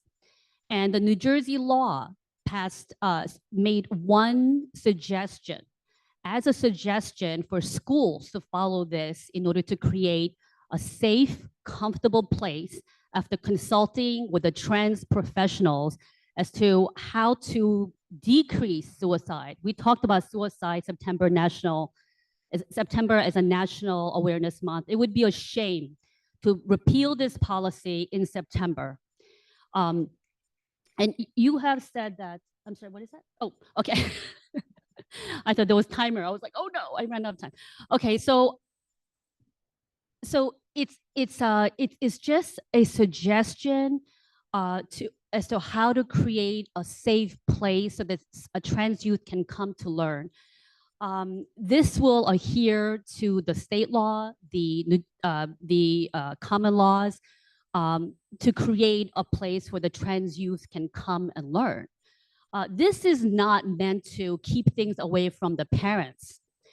We know that, I was reading this article by the Sage Journal, and it said that 80% of trans people thought about suicide and 40% actually committed suicide. And about 50% had tried repeatedly to commit suicide. And this is, you know, the suicide doesn't happen because you turn into trans, but the microaggression, the lack of acceptance in society is what causes a trans youth to commit suicide. So for me, you know, Alison Lopresti, she said, we are inclusive, respecting, accepting community, but not at the expense of parents. And yet, you are the Board of Education. You have a legal and moral obligation to do what is in the best interest of our children. As board members, you are not to come in here and bring politics. I have to say that, Mr. Wall, you and Mindy, can I you ask talked you to, about little Mindy, boys. excuse me. Yes. I'll give you another 30 seconds, please. Okay. Thank you. You and Mr. Mann has said little boys are little boys and little girls, and there's nothing in between. That itself is discriminatory statements against the trans youth, and that's a very thing that will lead us into lawsuit. So while you as board members are staying here and saying that, we ought to believe that this repealing of the policy is not discriminatory.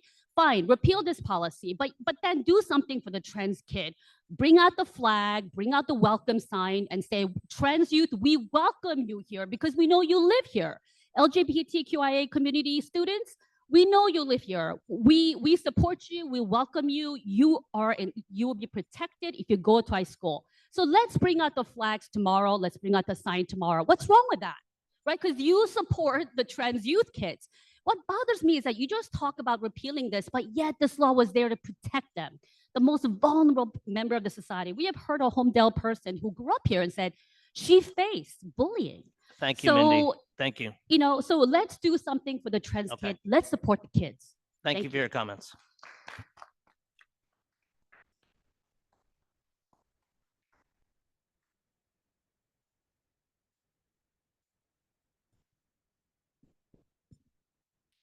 Good evening. I'm Victor Lamantia from Lyndhurst, Bergen County. I am a gay male, and I'm speaking on behalf of Gays Against Groomers, a nonprofit organization. First, I want to say thank you, sir, for speaking early, though it was during the public comment session. You conveyed vital information. Let's just quickly review again the facts of policy 5756. First, it is not mandatory, but it is promoted as such. Second, it states parental consent is not required if a school accepts a student's asserted gender identity. And third, 5756 opens up a school to liability if a parent is not informed about a child and then the child harms him or herself. We're not here to discriminate against LGBT students. We have laws to protect them, such as the New Jersey law against discrimination. What is at issue here is parental rights. Parents should know who their children are.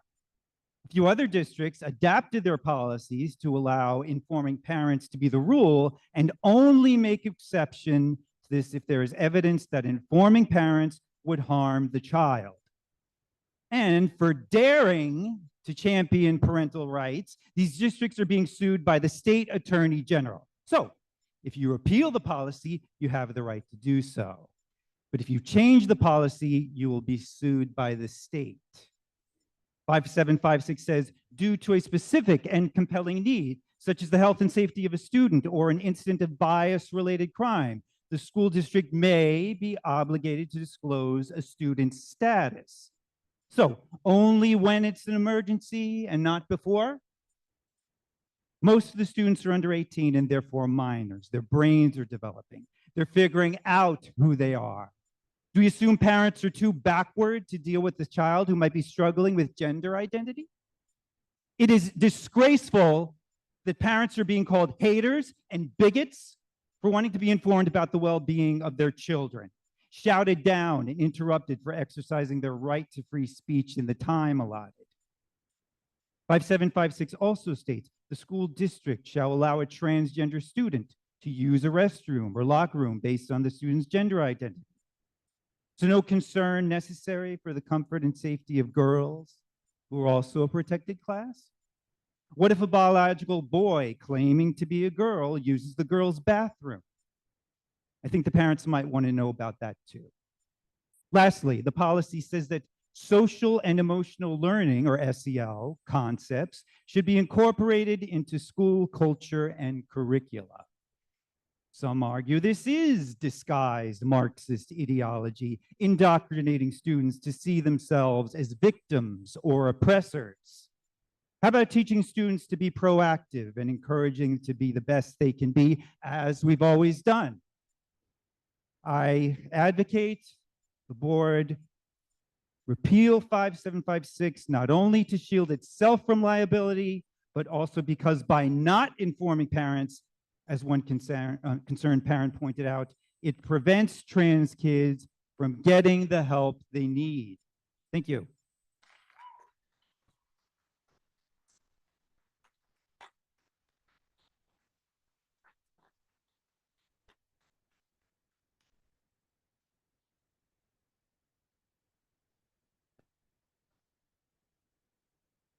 Yes, you can speak, please.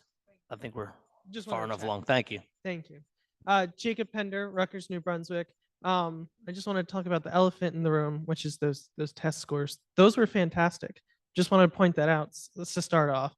To have an AP program expand like that in just a year and still have such a high percentage of students pass and get such good scores, only dropping a few percentage points, that was absolutely amazing.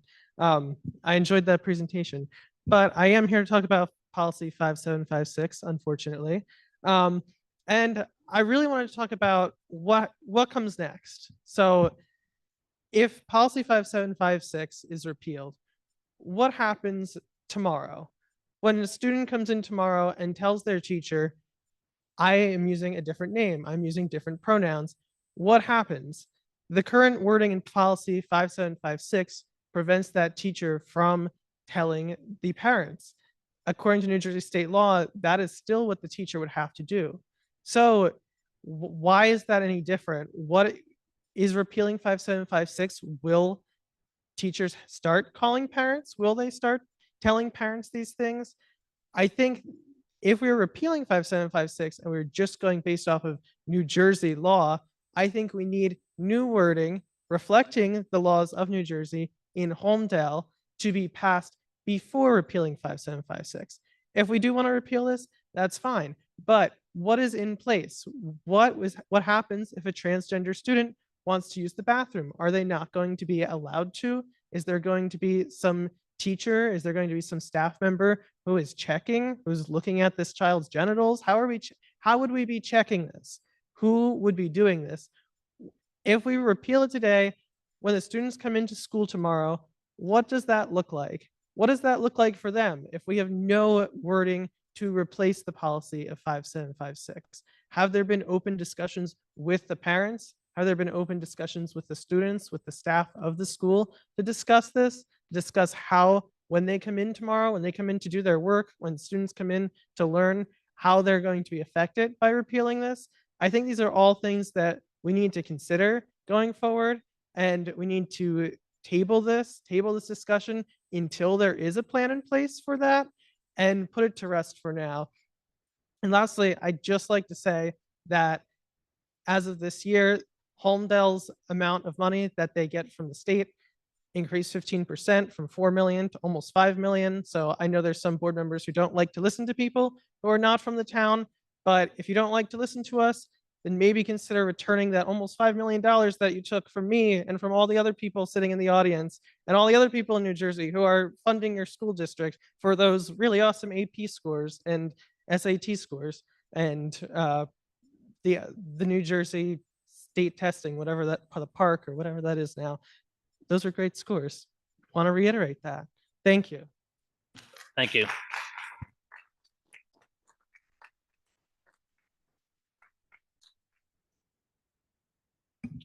Good evening. My name is Don Pope. I'm from Homedale, 869 Homedale Road.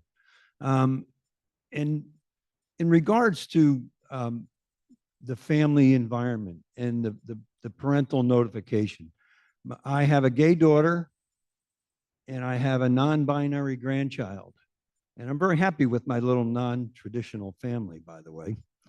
When my daughter was in high school, she came home one day with a friend of hers who was 16 years old, a young man who was distraught. He had a backpack on his back, and he had just been thrown out of his house by his parents. He was verbally and physically abused by his parents because he came out to them. And I can't emphasize enough that the fact that we all have family environments, and many of us have very loving and kind and accepting family environments, but they're not all that way. So that in situations like that, where a child comes out to a teacher and the teacher is required to call the parents, you just don't know what that family environment is and what the situation might be for that child. It could be a very traumatic situation. It could be abusive. They could be physically and emotionally abused. And I would ask that the board please consider that when they vote tonight.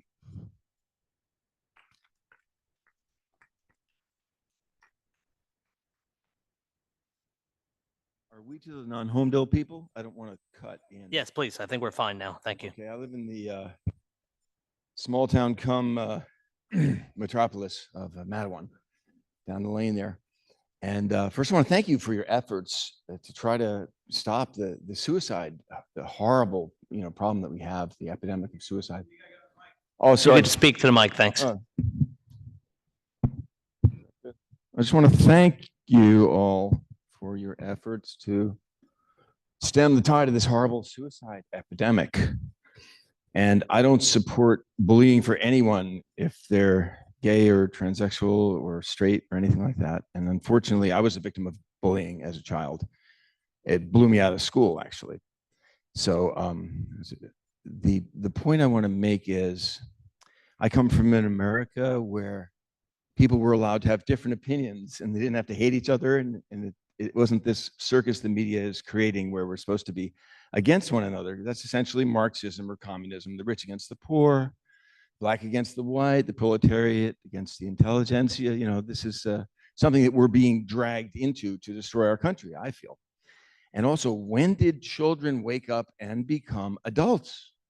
When did a first grader or a sixth grader become the master of their own entire destiny when a nurse couldn't give them the medication that they forgot, in school? It just doesn't make any sense that children should have that amount of autonomy, especially when their brains haven't even, they're dealing with all kinds of peer pressure, and plenty of people are getting bullied. It isn't the only LGBT, everything, the trisexual community. Believe me, I was a little kid who wasn't homosexual, and I get the crap kicked out of me enough where I never even took the SAT. Congratulations to everybody else who did the 700. Anyway, so I think that we should have a dialogue where we respect one another, and I believe we all care for our children, whether we're gay, very elegantly, addressed by this gentleman, or people that have, children in a traditional family. We all care for our children, and that shouldn't be the issue. They should never be bullied. They should never be felt to be worse, than a regular human being. I think that's detestable. And so basically just the whole idea that why is a child, and when did a child become an adult when they weren't sure whether to eat their peanut butter and jelly sandwich or give it to someone that was pulling their hair? You're 1 inch off of, riding a tricycle, and now all of a sudden you're controlling the destiny of your entire life. And also there's terrible evidence of people. I have a friend who was born a woman, and now she has a beard, and she's a lovely, lovely lady, but she regrets the bad advice that she got to transition. And just remember, we all love our children. We want what's best, but we don't want our children to be parents until they get married and have their own children. That's all. Thanks for your time, guys. Thank you.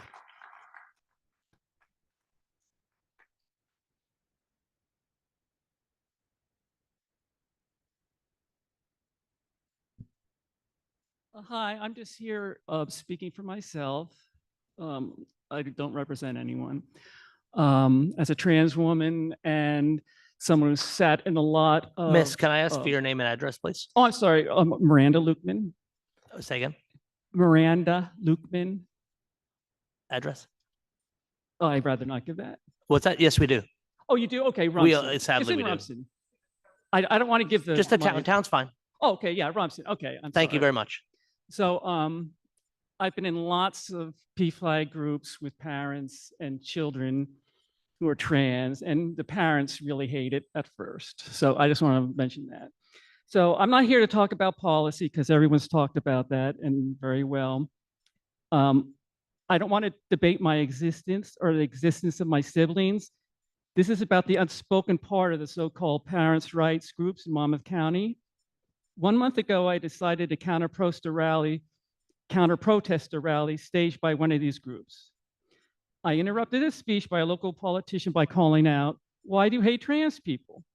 Within seconds, I was swarmed by men and women who claimed nothing but love for trans kids. It's not about trans people, they insisted. We love all people. It's about our rights as parents. About 20 minutes later, those same loving parents were screaming at me. One man got into my face for half a minute and called me a groomer. Then he came back for another round. And that's on videotape if anyone disbelieves me. I was misgendered more times than I can remember in the past 10 years. I was called a freak before I left, something that I was called on the first day I came out in public. So I'm here to talk about one thing: hatred. The hatred in the hearts of the parents' rights groups, because these groups and similar hate groups like Moms for Liberty want to legislate trans people out of existence. The fact is, they fear their children becoming trans. They fear their loss of control. But the odds are some other kids are going to come out one day as trans or gay or non-binary, genderqueer, whatever. And I would like to ask them, what are you going to tell them then? That you voted to out trans kids at school, putting their lives and mental health in danger, because that's what you're doing. And you're doing it at the whim of groups who target the most vulnerable people in our society, to demonize them, to use them as a wedge issue, and to have handy scapegoats for their bloodthirsty crowd. It's all about the hate, and it's all been done before. So I'll leave you with one name: Magnus Hirschfeld. He was Jewish, gay, and a scholar. 3 dangerous things for a German citizen to be in 1933. He studied gender, queerness, and trans-affirming healthcare. But that same year, his institute was stormed and 20,000 books filled with decades of research were tossed on a bonfire. So to all those attacking the health and safety of trans kids under the guise of parents' rights, to all those demonizing us as groomers, to all those who think they are the only parents with actual rights, take a look at history and then ask yourself, is this what you want? To be associated with cruel and discriminatory policies? Because trans people are going to be here forever. Sorry you can't live with that. But I guess you don't mind since you've already turned trans kids into political pawns. And you've done an excellent job of tearing apart your community and your school. No one's doing a better job at terrorizing trans kids and their parents than you. So I have just one question. Where do you go after you unleash all that hatred? Who's next in line to be demonized? There's always some group available to attack. When you make hatred and fear the primary motivator for the people you vote for, you're left with a lot of scorched earth to rule. And whatever happens, it's not a legacy you want to leave your children. Thank you.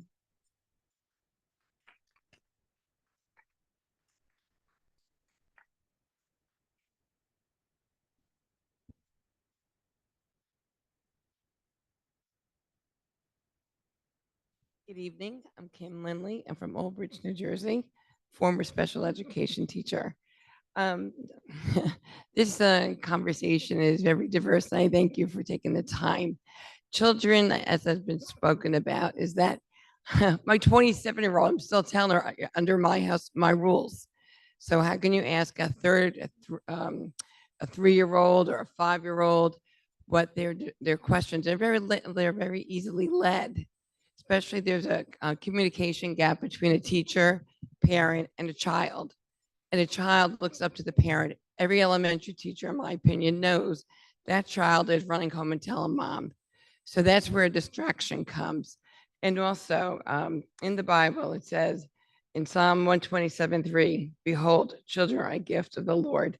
The fruits of the womb of a womb is a wrote, I forgot, can read my handwriting as a teacher because I was rushing.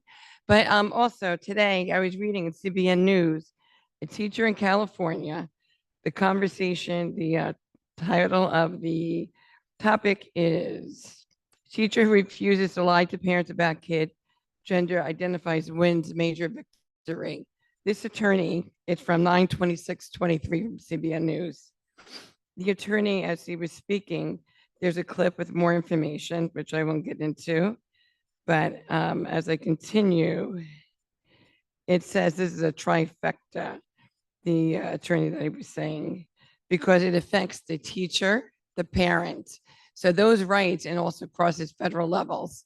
So this is not just a one buck stops here type of law that's we're all coming to compel and listen to and fight for the children.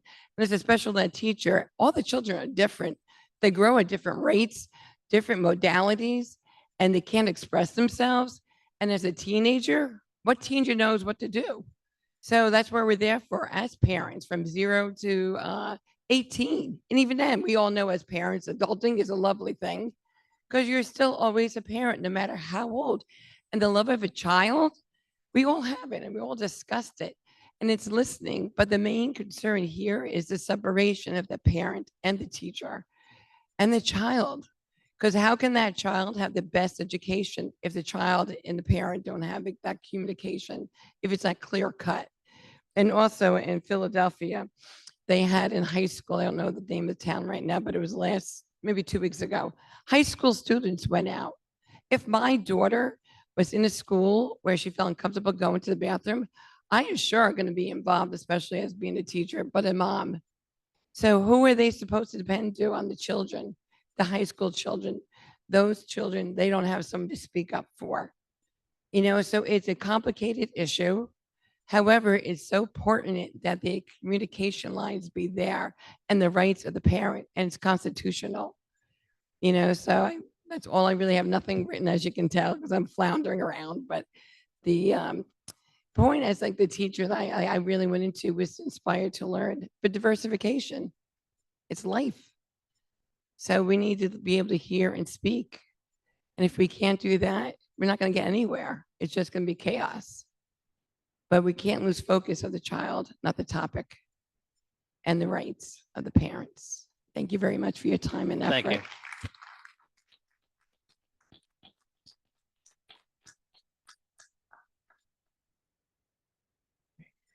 My name is Dominic Guilfoyle. I'm from Homedale, 14 Hidden Pond Lane.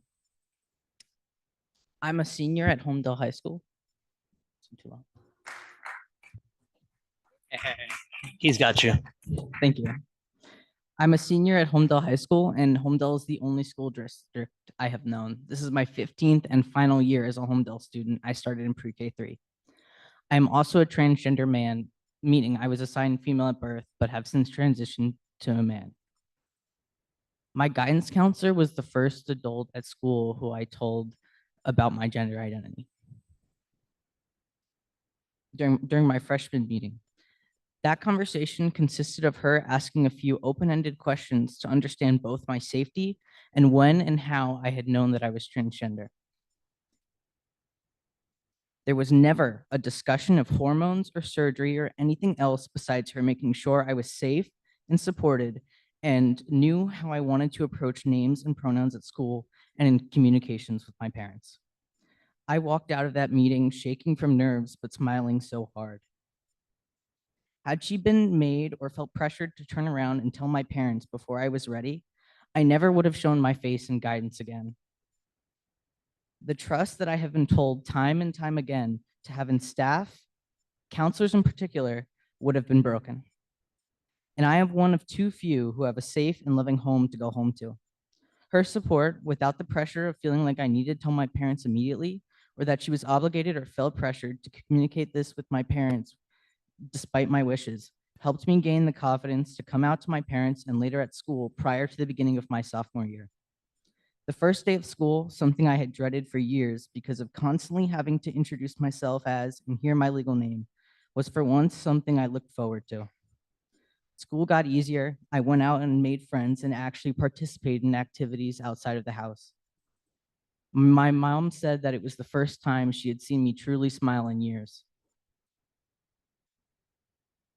I've also had the privilege of meeting trans and LGBT kids from not only Homedale, but around the state of New Jersey. These kids are some of the most intelligent, kind, and creative people I've ever met. People that any parent should be proud to have their kid turn out like.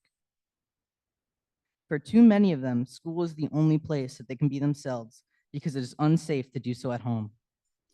The differences I've seen in these kids going from school and supportive places to places where they are forced to hide is heartbreaking. Taking away the only guaranteed safe place for so many students is cruel. If we want Homedale to truly be as accepting and loving as so many people tonight said that it was,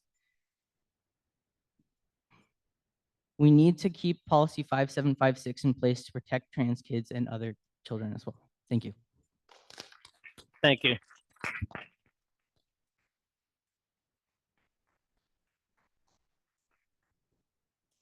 Hi, good evening, everybody.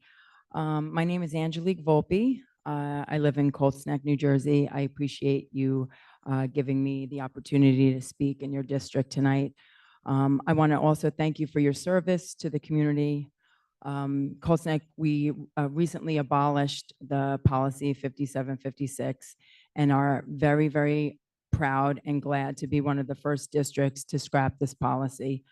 I hope this board continues on the same path.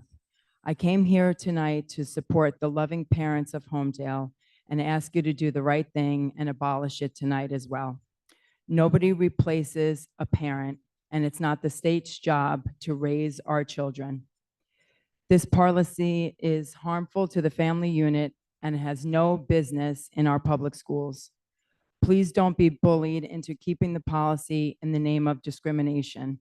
That narrative is completely false. And you said earlier, we have plenty of protection and safety measures in place to protect everybody, no matter what gender you identify as. Please do the right thing tonight for both students and the parents of Homedale. Once again, I thank you for your service to the community, And I want to encourage the parents of Homedale to keep fighting for their children. Thank you.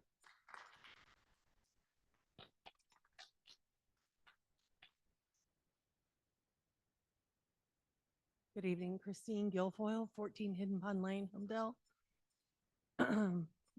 As the parent of a transgender student who just spoke, I have personal experience in dealing with the school and my student, and obviously a vested interest in seeing this policy remain for others. Our experience has been positive, and we are grateful for the professional, thoughtful, and caring way the school staff has worked with us. When we started this journey in middle school, I was made aware that as a parent, this school did not need my permission to change my student's name or gender on school records.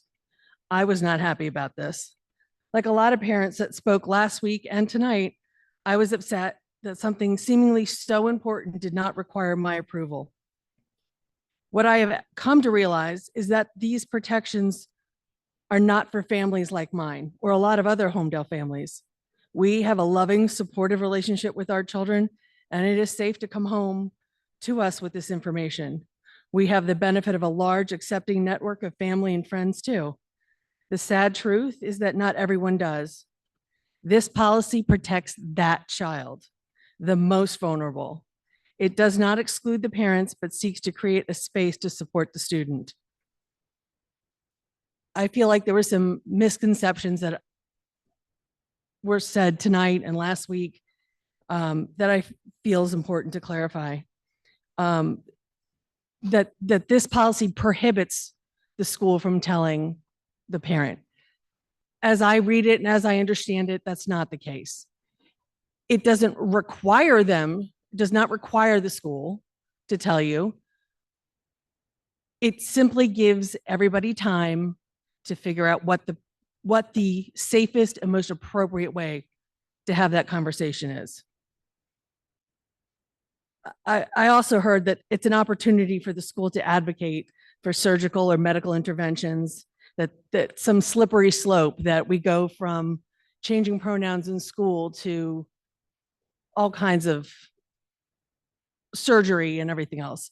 It's just not the case. It's simply giving mental health professionals the time with the students to process their feelings and to come up with a safe plan for themselves.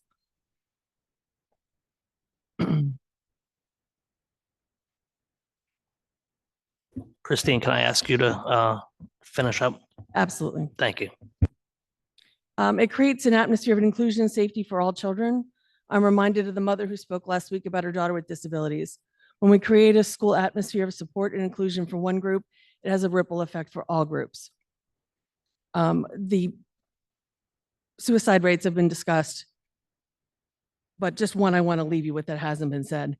Having at least one accepting adult can reduce the risk of a suicide attempt among LGBTQ youth by 40%.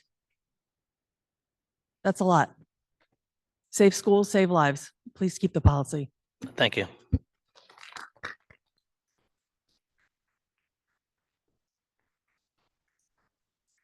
I'm sorry we're not having a round two of people coming up. We're ending it at one comment per person tonight. Thank you. So, ma'am, thank you.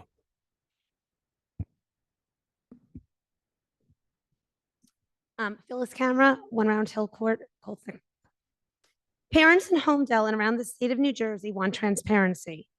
Children are safer when parents know more about what's happening in school. Parents are responsible for their children, minors, in every respect until they reach the legal age of 18 years old. Therefore, please support a family-centered approach by abolishing policy 5756.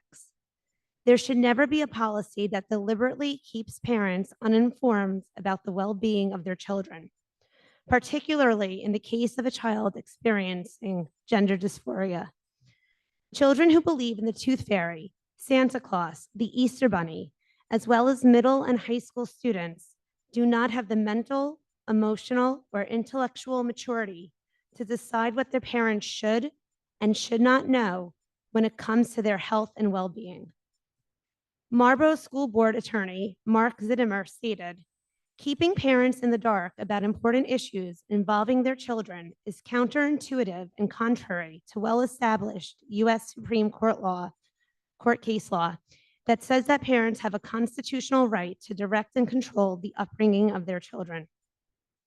Please work to expand communication between schools, educators, and families by abolishing this policy while still implementing NJ-LAD. Abolish policy 5756 to support common sense, family-centered approaches. Please advocate for parents' rights.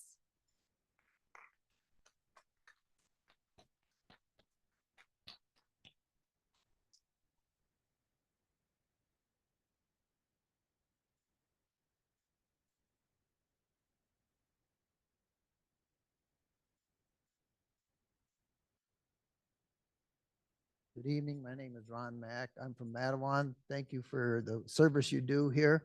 I want to say that a lot of these things are portrayed very positively. You're in a position tonight. You're gonna have a dichotomy of history with whatever you're going to vote tonight.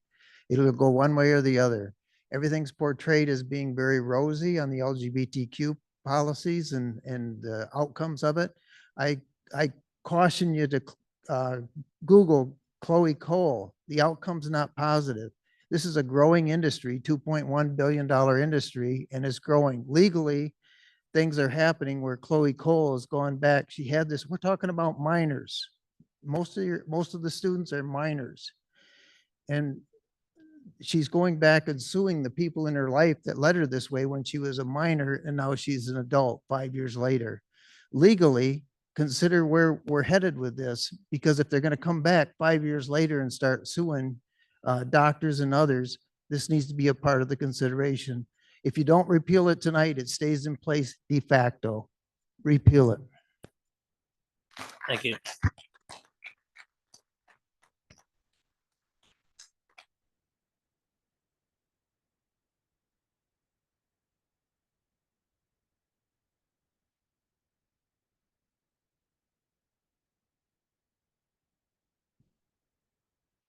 Hello, my name is Jennifer Woodruff, and I am a resident of Morganville, a business owner in Matawan, and a mom and a grandma.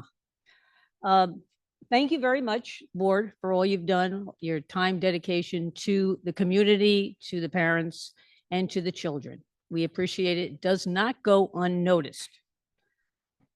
Parents with children in the school district are extremely busy with work. They're running around with their kids. They're trying to raise them. They're going from one extracurricular project to another.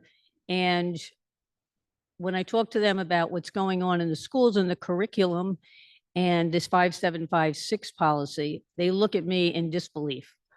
So I'm here for the parents and for future generations.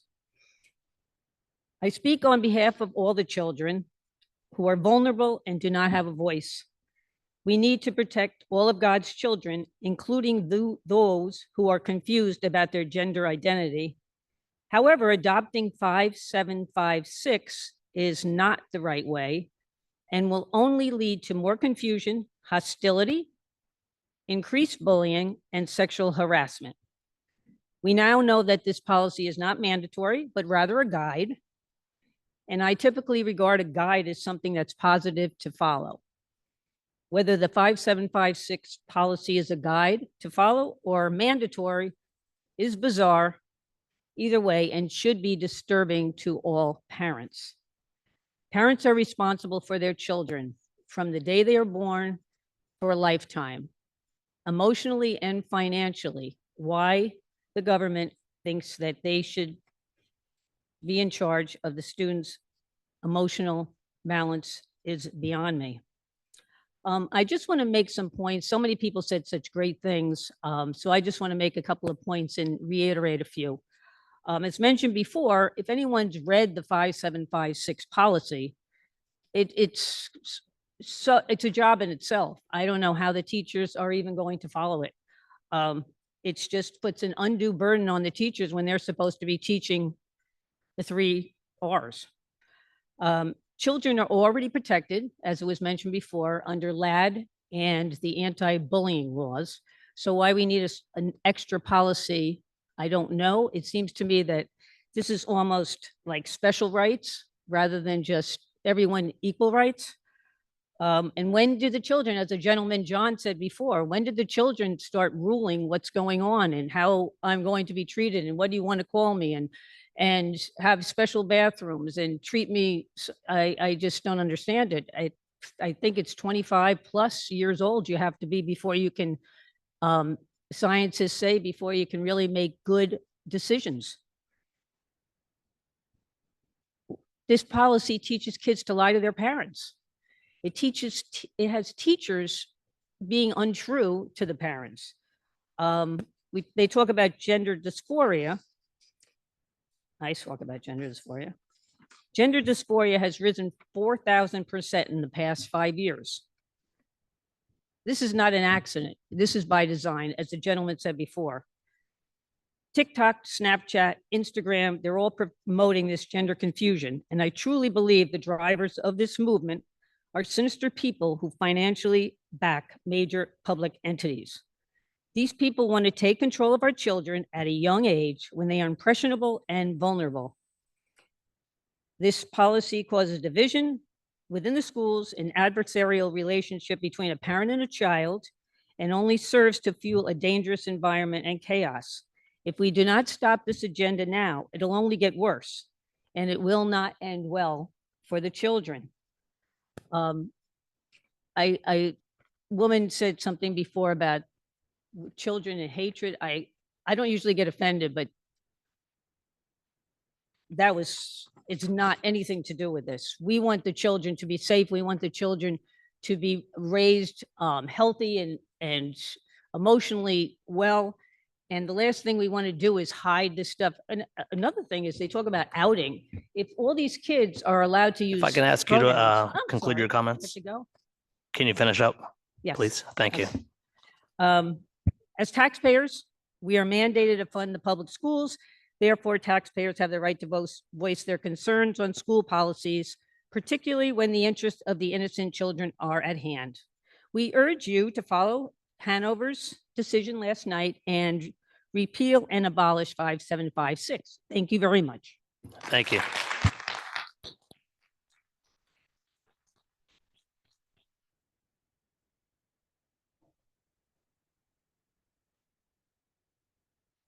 Hi, I'm Judy Bacon from Marlborough, and I want to read a statement that was sent to me from a senior of a high school in Monmouth County whose name and school have been removed because of her status. She says, I am one of those transgender youth students who attends high school. I was outed by my nurse at school, and it caused a lot of emotional and physical abuse at home. She did it without me knowing and then apologized. I ended up getting sent to a homeless shelter and a hospital. Then I had more problems with my family. Transgender students such as myself should be able to go to the bathroom and not feel sick to our stomachs every time we do. I always notice myself having so much anxiety about being harassed. If this policy protects us, why get rid of it? I should be able to play sports with the gender I identify with without people having biased opinions. This is why these policies are important for transgender youth such as myself. I think my statement needs to be heard because it seems like they don't know their youth like me. I couldn't get a ride to be here in person, but wanted this statement to be read. Thank you. Thank you. So we're gonna have, if there's, one final comment. So if not, we're gonna conclude these comments. So if there's one more person, that'll be the final comment. Thank you.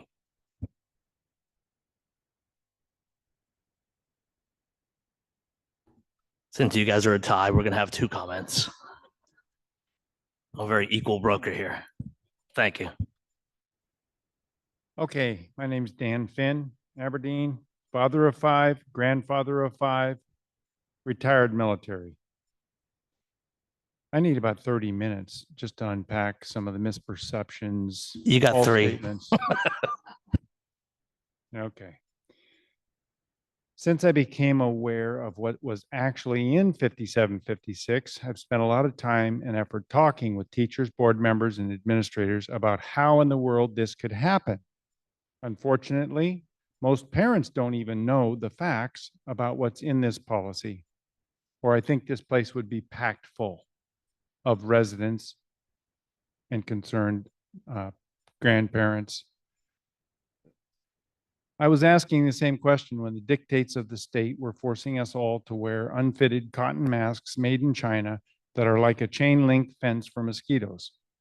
They don't keep out the mosquitoes, but they sure have known adverse effects, especially extended use by children and elderly. This, along with the rollout of the LGBTQ curriculum guidance, led me to decide to pull my youngest son out of the public school. I'm really mad about that because my mom was a teacher. I raised 4 other kids in this public school system, and I think it's a shame that I felt compelled to do that. I had confidence in our public schools up to a few years ago. So how do policies like this happen, especially when they contravene principles clearly laid out in the state constitution, US Constitution, historic norms, and our God-given rights confirmed by his word and common sense? And by the way, as a Christian, I want to make it clear that I believe in the God of the Bible, and some other groups that claim to represent faith values, such as the United Church of Christ, are far from that. So really, it boils down to a liberal governor, government overreach, unelected state board of education members that are appointed by the governor, liberal school administrators, counselors, and child psychologists that are supposed experts.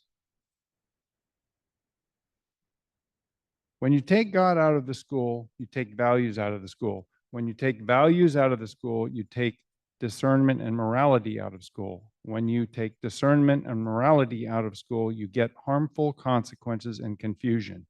And I think that's where we're at. And this policy is harmful on any objective level.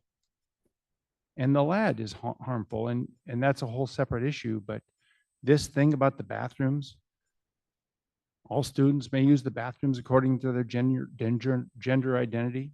Kindergartners, 5th graders. I mean, are you kidding? And the sports, it's so unfair to girls and women. It's just outrageous. So the LAD needs to go, and we need to throw the liberals in Trenton out of there. I would like to just thank you for this being on the agenda and for you taking a vote on this and with courage. And I hope you have resolve and common sense to stand up against this government overreach, because that's really at the core here. It marginalizes the 99% and actually harms the less than 1% it purports to help. And that's notwithstanding the supposed protections that are already provided for elsewhere. So I pray God may direct your paths and have mercy on us all. Thank you. Thank you for your comments.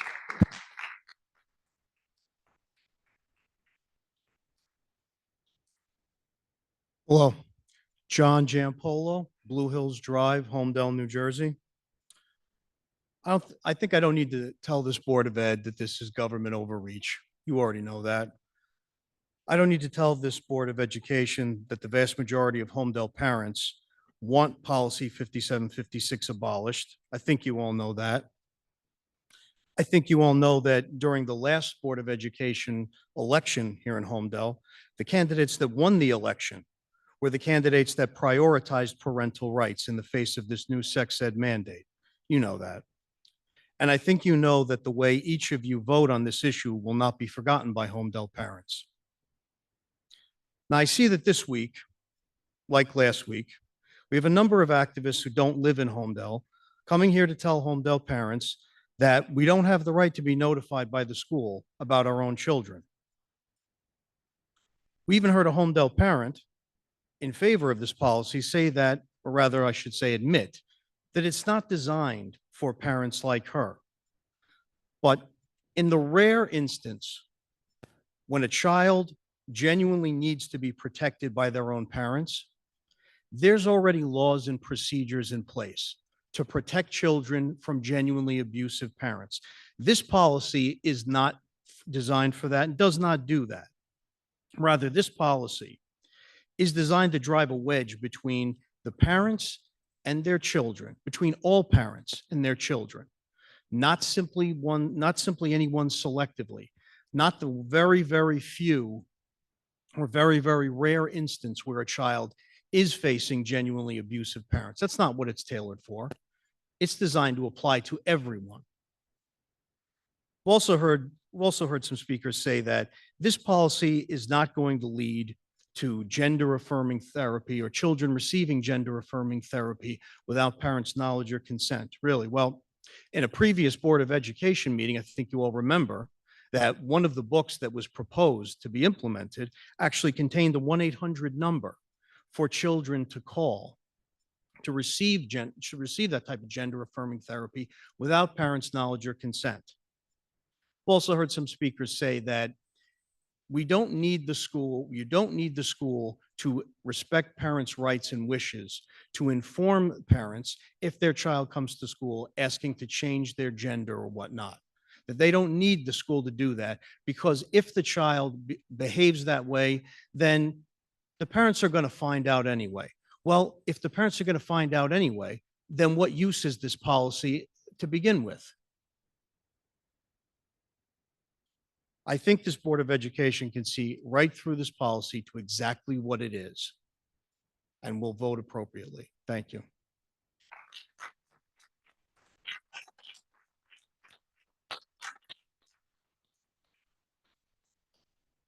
Well, I'll first to say thank you to everyone who's stayed here tonight, 9:30. Last week, I believe we had 2 hours and 45 minutes of discussion on the same topic. So I can tell you on behalf of the 9 board members, a couple of board members had previous commitments tonight, so you don't see them here tonight. But I can tell you all 9 are absolutely invested in this. This is serious to them. They do not take this conversation lightly. So what we're going to do now is we're up to the part where we do our vote. So this is action items. So what we're going to do first is we're pulling action items number 5 and number 16. So board members will be voting on items 1 through 4, 6 through 15, 17 through 49. So what I will need is a motion for those numbers. Move. And a second. Second. Okay. And any discussion? I see none. Mike, can we have a roll call, please? Mr. Reddy, Yes, thank you. Mr. Wall, Yes. Dr. Kalor. Yes, can you hear me? Here I am. Can you hear me? Yes, ma'am. Yes. All right, yes. Mrs. Tasillo, Yes. Mr. Buckley, Yes.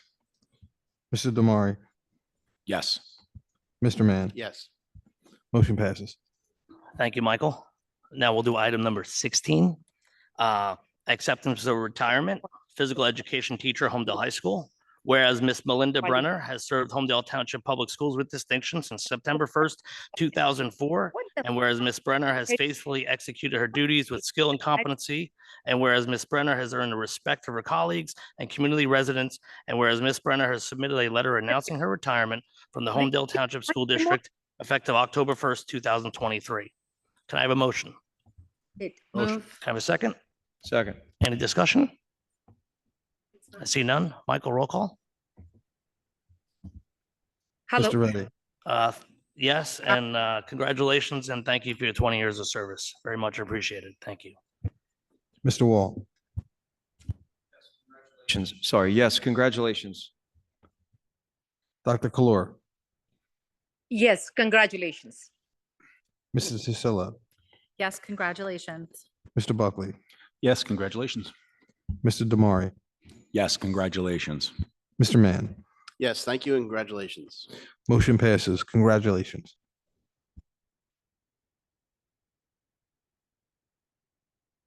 Thank you, Mike. Item number 5, approval to rescind and abolish policy 5756. Now therefore be it resolved that in accordance with bylaw 0131, the Homedale Board of Education hereby rescinds and abolishes policy 5756 in its entirety. Can I have a motion? Move. Can I have a second? Second. Okay, discussion? I have something to say. Okay. All right. Since I'm on a pre-planned vacation, I've joined remotely. Hope you can hear me well. I want to invoke a quote from our late friend and board member, Mike Sokol. Let's take a philosophical approach to this issue. Just as this world and country is divided, our community is divided on some issues. There's nothing wrong in having different opinions. It comes to a head when each side refuses to look at what the other is saying. My faith in God teaches me that it is my duty to lend a helping hand to marginalized human beings. I, for one, learned a lot after having joined the board about how much our community cares for their children and how strong each family's belief system is, as it should be. One group is afraid the school is lying to parents, is afraid Marxist ideas are being pushed, and this could lead to genital mutilation, extremely strong words that are, of course, scary.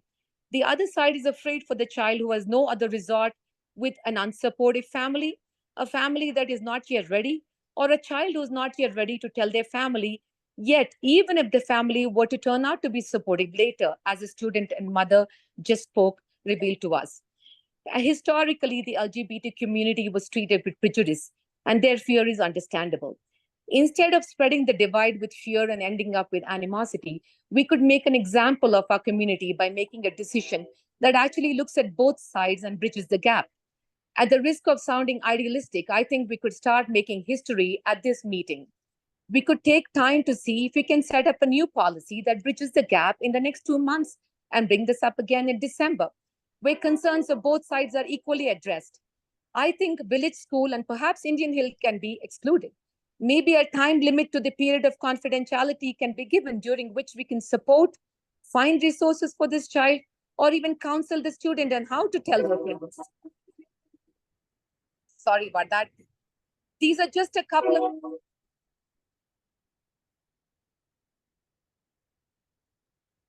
Sorry about that. Sorry about... I'm sorry about that. Just a few seconds. Oops. Okay, I'm back again. Sorry about that.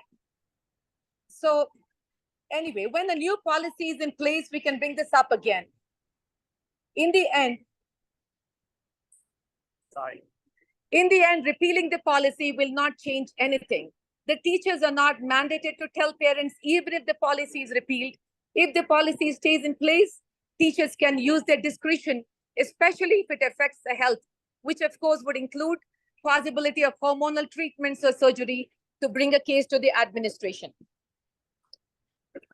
Repealing this policy serves no purpose. There are no legal risks if it stays in place. In fact, repealing it opens us up to litigation. Lastly, I am shocked at the speed with which this is being pushed. Only 12 days ago, this came up to me. It's a contentious topic, so why the rush? We have an ad hoc policy committee with its first meeting on October 4th. We could take this up first. I'm sorry, there's a... Okay. I strongly urge the board to vote no today and bring this up again in a couple of months. My vote would be a no when the voting comes up. Thank you, Sarika. I apologize. There was train running past this part just as my speech was starting. I apologize. Thank you, Sarika. Mike, can I get a roll call? Are you still you doing got the one? session? Okay. Yeah, I sure. didn't see your red light. Yeah, sir. sorry. Absolutely. I have a couple things to say. I'll try to keep it brief. Some of it is my opinion. And one thing that's great today, no matter where everyone stands, I think it's fantastic we're all talking about it because it matters a lot. Because my view is that every board of education in the state of New Jersey was defrauded by a company out of Toms River. And I'll get to that. But I want to start off with And if you hear a couple of the points, regardless of where your view is, and I know I was attacked for politics, just as a footnote, is from someone who has run about a dozen times for local office and state office. So it's very important to know from whence these comments come and from who they're coming from. But I, first of all, have a message for every single child, regardless of background, how you feel, regardless of any of the issues that are currently before us. If you're a trans individual or however you share your views with your parents, or whether you're not sharing with your parents, you have a home in Homedale schools. You are protected in Homedale schools, not just by the law. We're talking about a policy, and frankly, we're spending a lot of time on a policy that was developed under, from my perspective, fraudulent circumstances with a 20 policy dump in May of 2019. And by the way, a number of board members were in here. This was when Vicki Flynn was board president and Eileen Briamonte, who is not here this evening to vote, I wish she was vice president. So some of the members weren't here during that time. But the message to all children is you are absolutely protected, not just by the law, but in fact, regardless of a piece of paper that was shipped out of Trenton, listed as mandatory, and it was never mandatory, ever. You're welcome here. You're welcome at any meeting. And just as a footnote, we did form, the board president and the board did form a policy committee. So the conversation to the individual who was speaking earlier, the conversation is absolutely continuing. And it could be brought together with folks that are looking for legitimate solutions to some of the real problems that our society is engaged with today.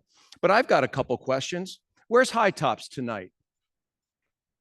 Familiar with High Tops? Where's Garden State Equality tonight? They left you. They abandoned you tonight. High Tops, a radical organization, in a videotape to the parents of this school said, being trans is a phase. A phase, okay?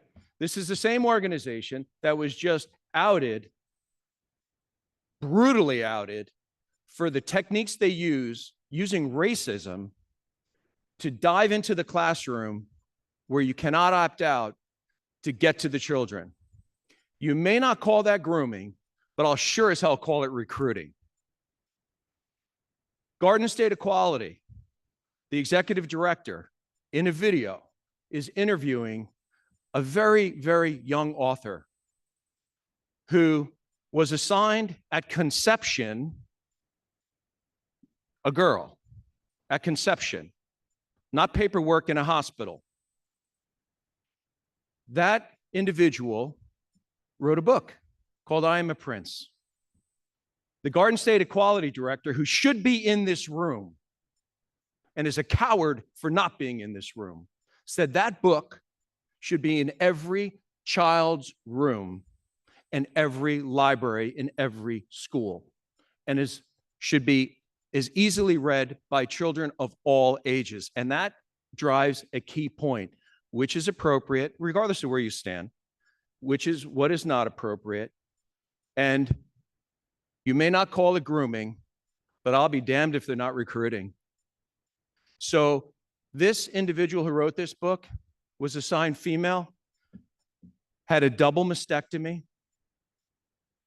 and is engaged in heavy hormone therapy vis-a-vis testosterone. This is in the, you can go to their Instagram. They're very proud of it. It's their signature. We are all experiencing collectively a legal education cartel, and it takes many different forms.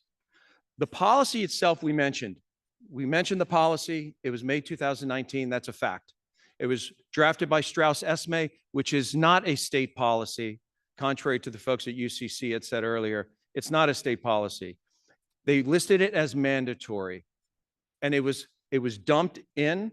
And in fairness to all the board members, very hard to read a policy that snuck in with 72 hours notice. Very, very difficult. So regardless of where you stand in life, think about the last time somebody lied to you and how you felt when you discovered that they lied to you, whatever the issue may be, and what you may or may not do to rectify that. There are many reasons why this policy is inappropriate. My view is that removing this policy is pro-child, is pro-trans, is pro-student. It's not anti-student. It's pro-student. And for the folks who haven't read the policy and anybody who commented, please make sure you read the policy.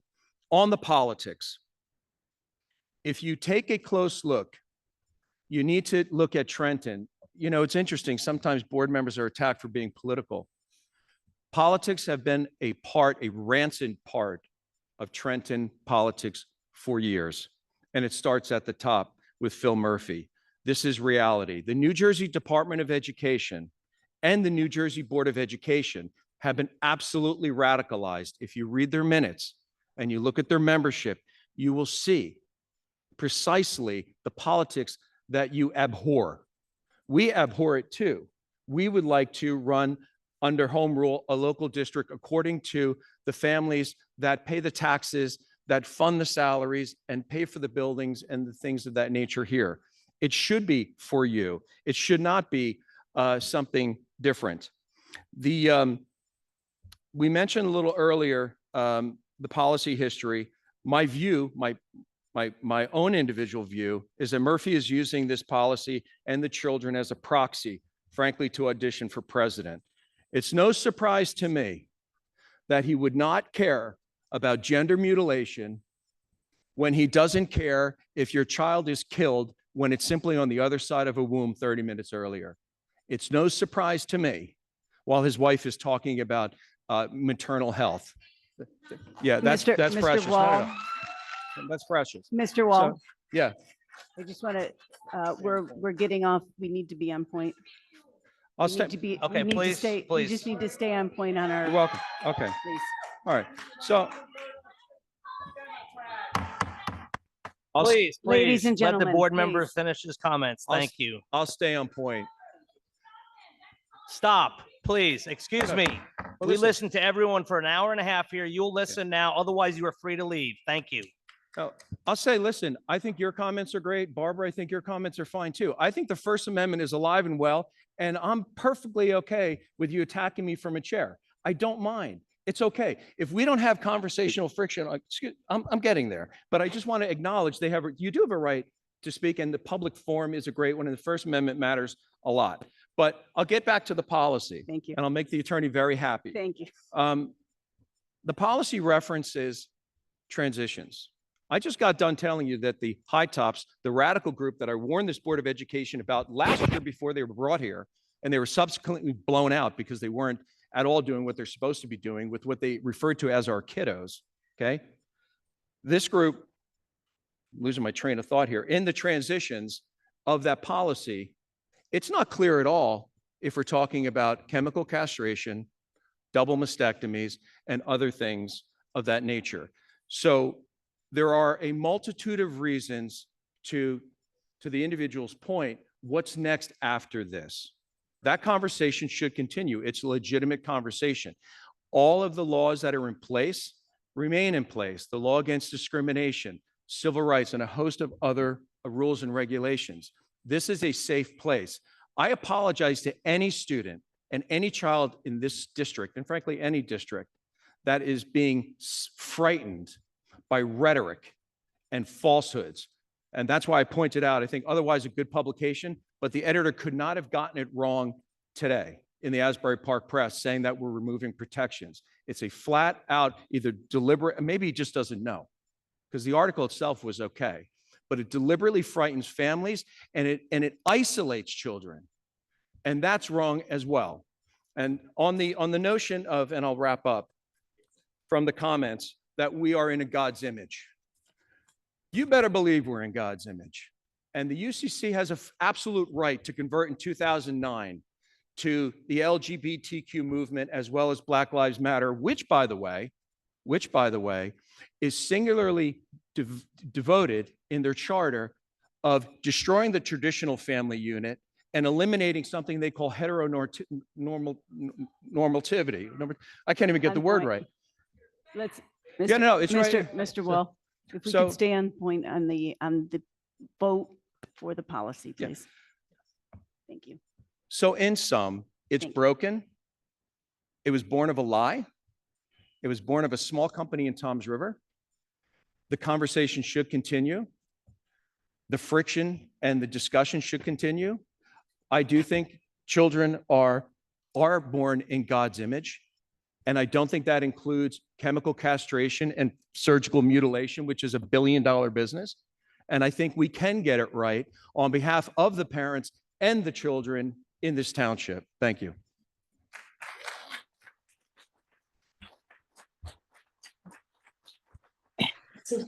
I have something to say. May I add another comment? Sarika, let's let other board members speak first. Thank No, you. just to comment on what Mr. No, no, Board Member no, Wall no, said. Sarika. All right. Okay, when thank all you. the other board members are done, please. All right. Thank Thanks. you. Mr. Sillo. Okay, so I get to be next because we're going, we're trying to balance out over here. So there are 200 plus policies in this district, or so I've been told, and many of which are not mandatory. And so because of that, and because of 5756 being in the news, especially locally, that ad hoc committee that Dr. Kalor spoke about has been formed, and our first meeting is scheduled for October 4th. That being said, before our first meeting has even been held, somehow this policy, 5756, jumped the line and has now been up for discussion, started last week, and now we're putting it up to a vote. As I mentioned last week, this is not a black and white issue for me. I believe that the schools should accept a student's gender identity without parental consent.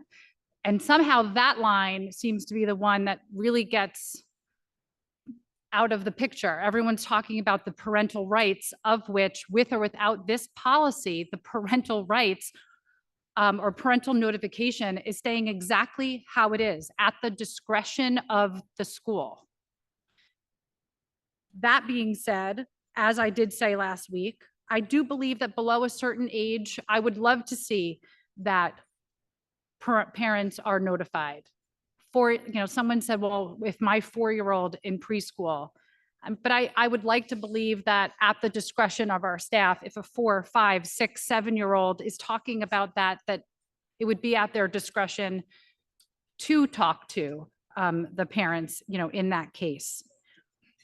But the piece that I get stuck on is that a student's gender identity without parental consent should be honored as part of this policy.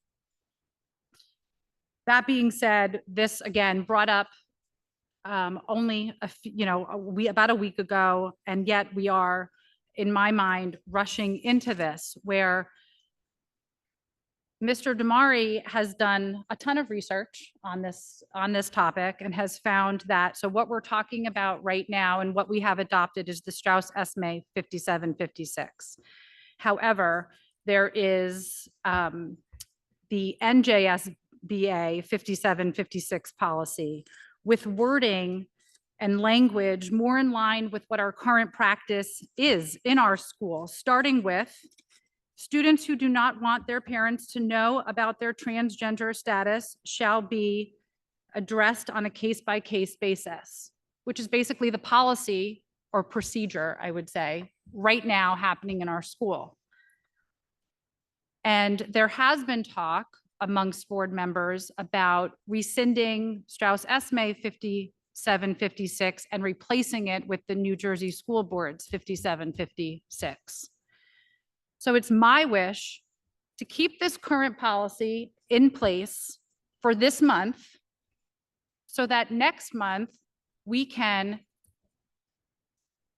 again vote on this, and while actually replacing it with the New Jersey School Boards Association that has the wording that is more with the current procedure.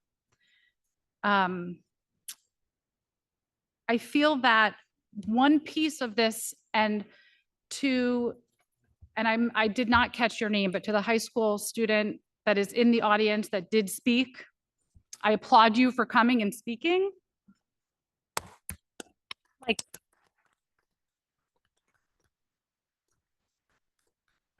And to your parents that are here with you in the audience, thank you for being the loving and supporting family that you are. But that is not the case in some of these students. And what I feel is missing, because in my opinion, this has been rushed. In 1 week, this was brought up. One piece that's been missing, and I feel that should be a part of this process of repealing the policy. We're out here and we're talking to you, we're hearing you as parents, but what about the children and the students and those affected families that aren't brave enough to come and speak publicly? There's a lot of them, I'm sure. And I think, and you're shaking your head, yes, in agreement with me. And I think that part of our due process in repealing something like this should be to talk to the affected community, which isn't necessarily the parents, but the students and those particular families, not whether or not you're liberal or conservative, because not everything, again, is black and white. Thank you.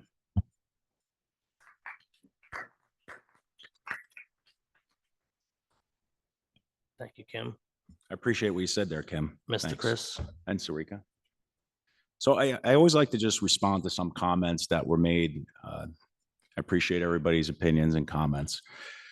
So, I've heard over the last week that some of the Board of Ed members are politically motivated, and I want to be clear that we are parents up here, and I'm a father, and that's my motivation. The second one was, why are we talking about this? As a sitting New Jersey Board of Ed member, if we aren't talking about this, we aren't doing our jobs. And yes, we are actually still focused and talking about academics. Dr. Cascone and our amazing staff have not stopped working throughout all of this.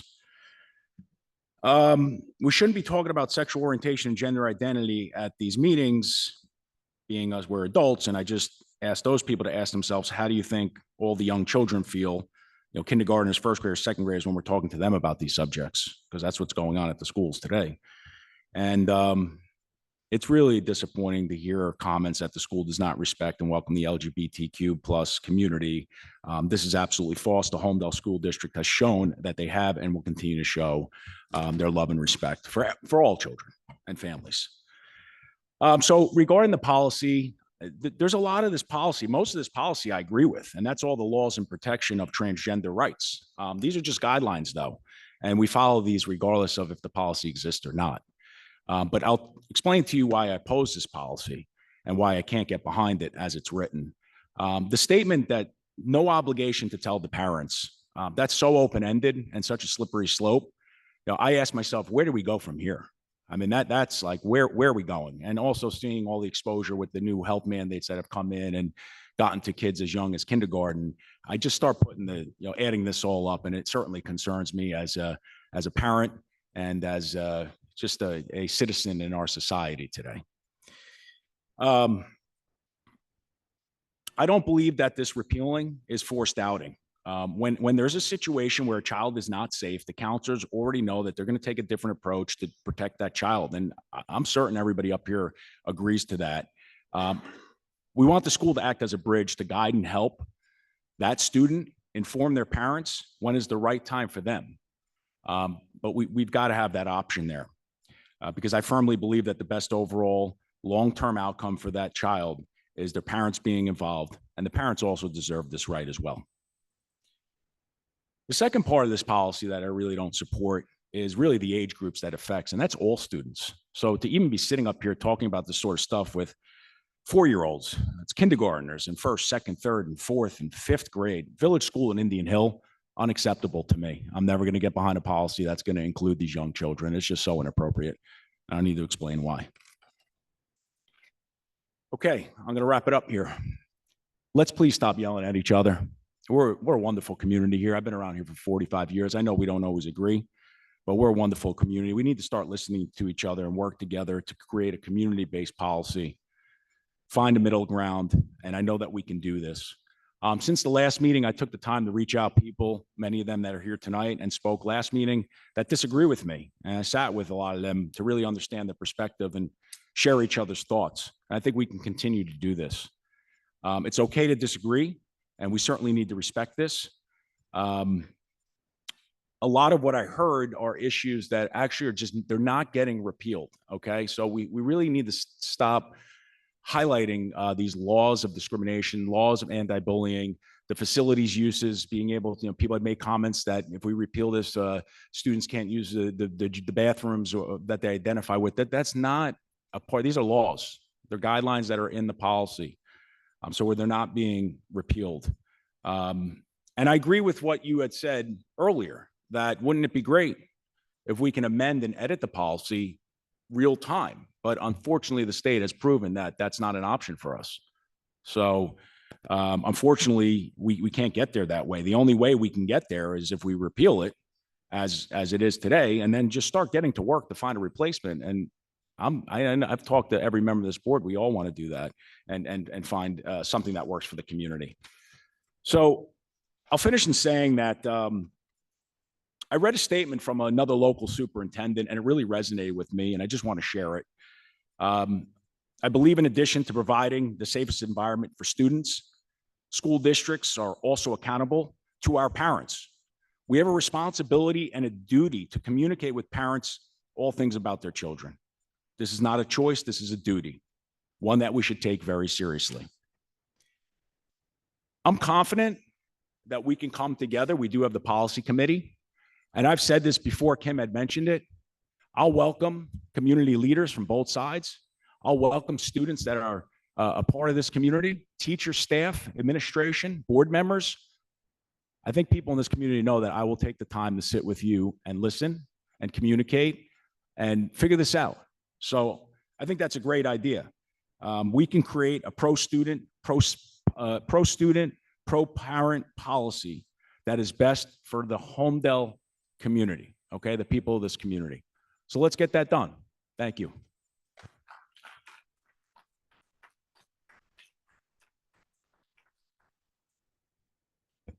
Okay. Thank you, guys and girls. Mike, can we get a roll call? Oh, Sarika, are you still out there? I am. I just final want to comment? just point out, yeah, just one quick thing. The words chemical castration and genital surgery was used repeatedly, but I want to be loud and clear that these would include health concerns, which would then make the counselor come to the administration on a case-by-case basis. So if a child is considering genital surgery and tells the counselor, it is not, the policy states that they will bring it to the administration. I just want to make that clear, because the fact that, the prospect of a child considering surgery and the school not telling parents is scary. Board Member Wall is right, but that is not what the policy states. That's all I want to say.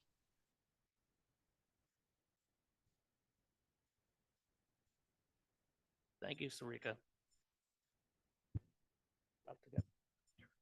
Thank you, Mr. Reddy. I feel compelled to say a few words in advance of the vote. And much of what I'm going to say really is just going to echo my comments from the last meeting. I would suggest that our district already operates in a pro-student, pro-parent manner. As I've stated previously, we have, and we had one that spoke tonight, we have transgender students in our schools.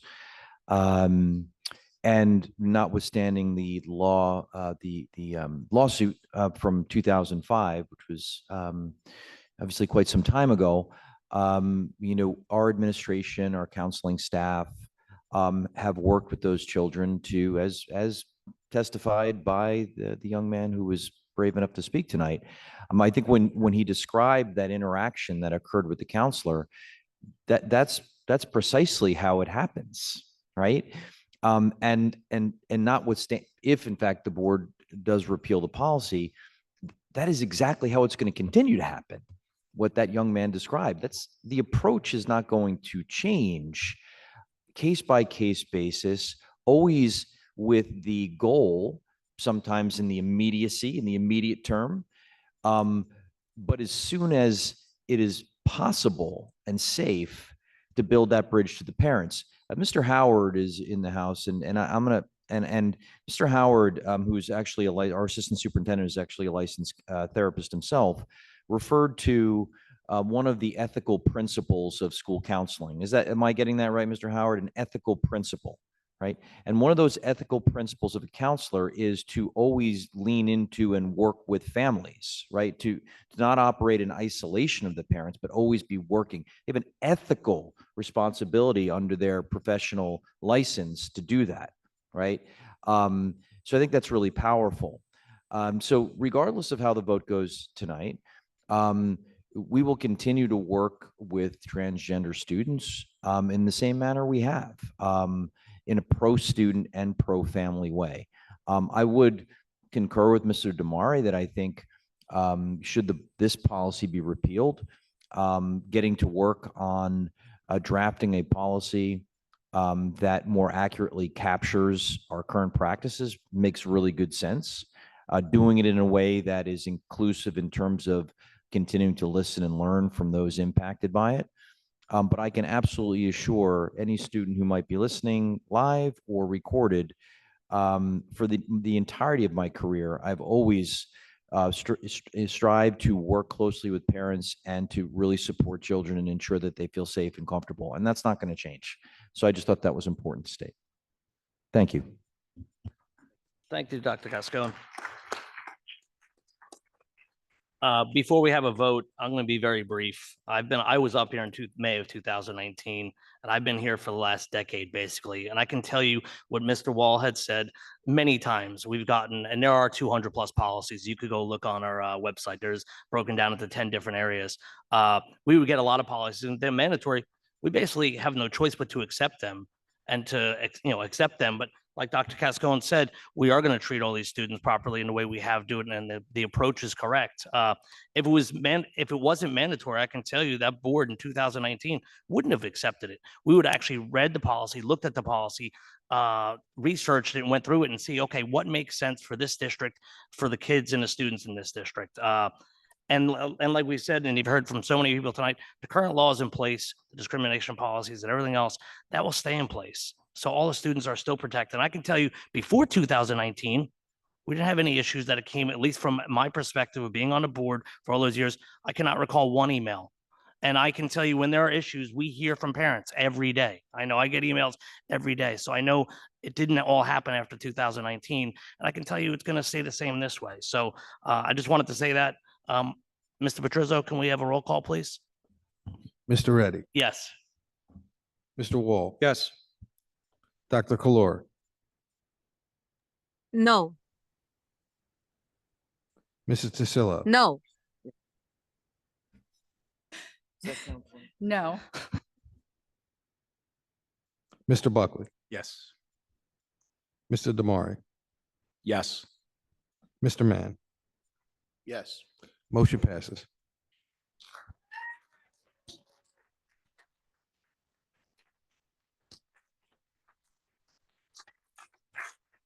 Thank you, Mike.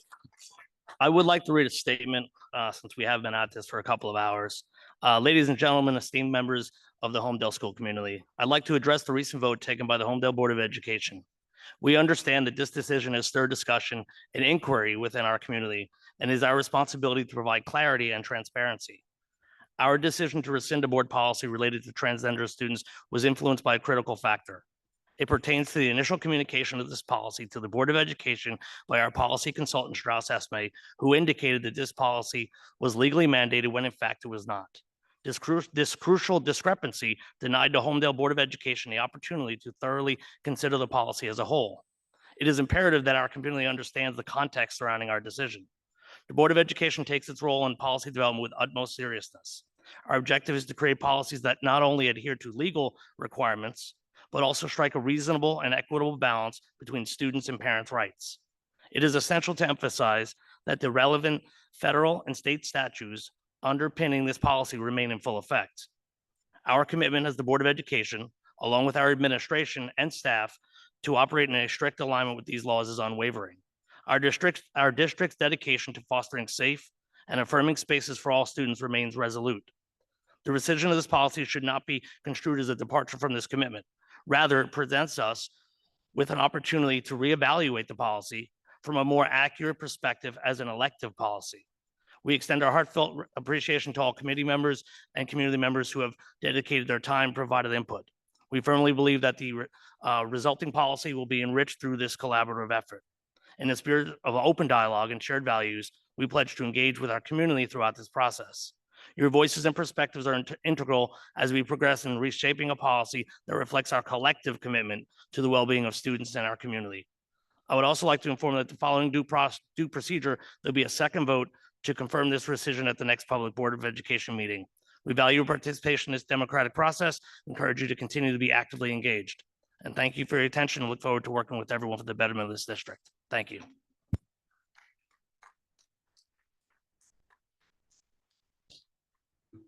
All right. You all don't have to leave yet. We're almost done. You can leave though. That brings us to item O, old business. Any board members have any old business they would like to discuss? I see none. That's okay.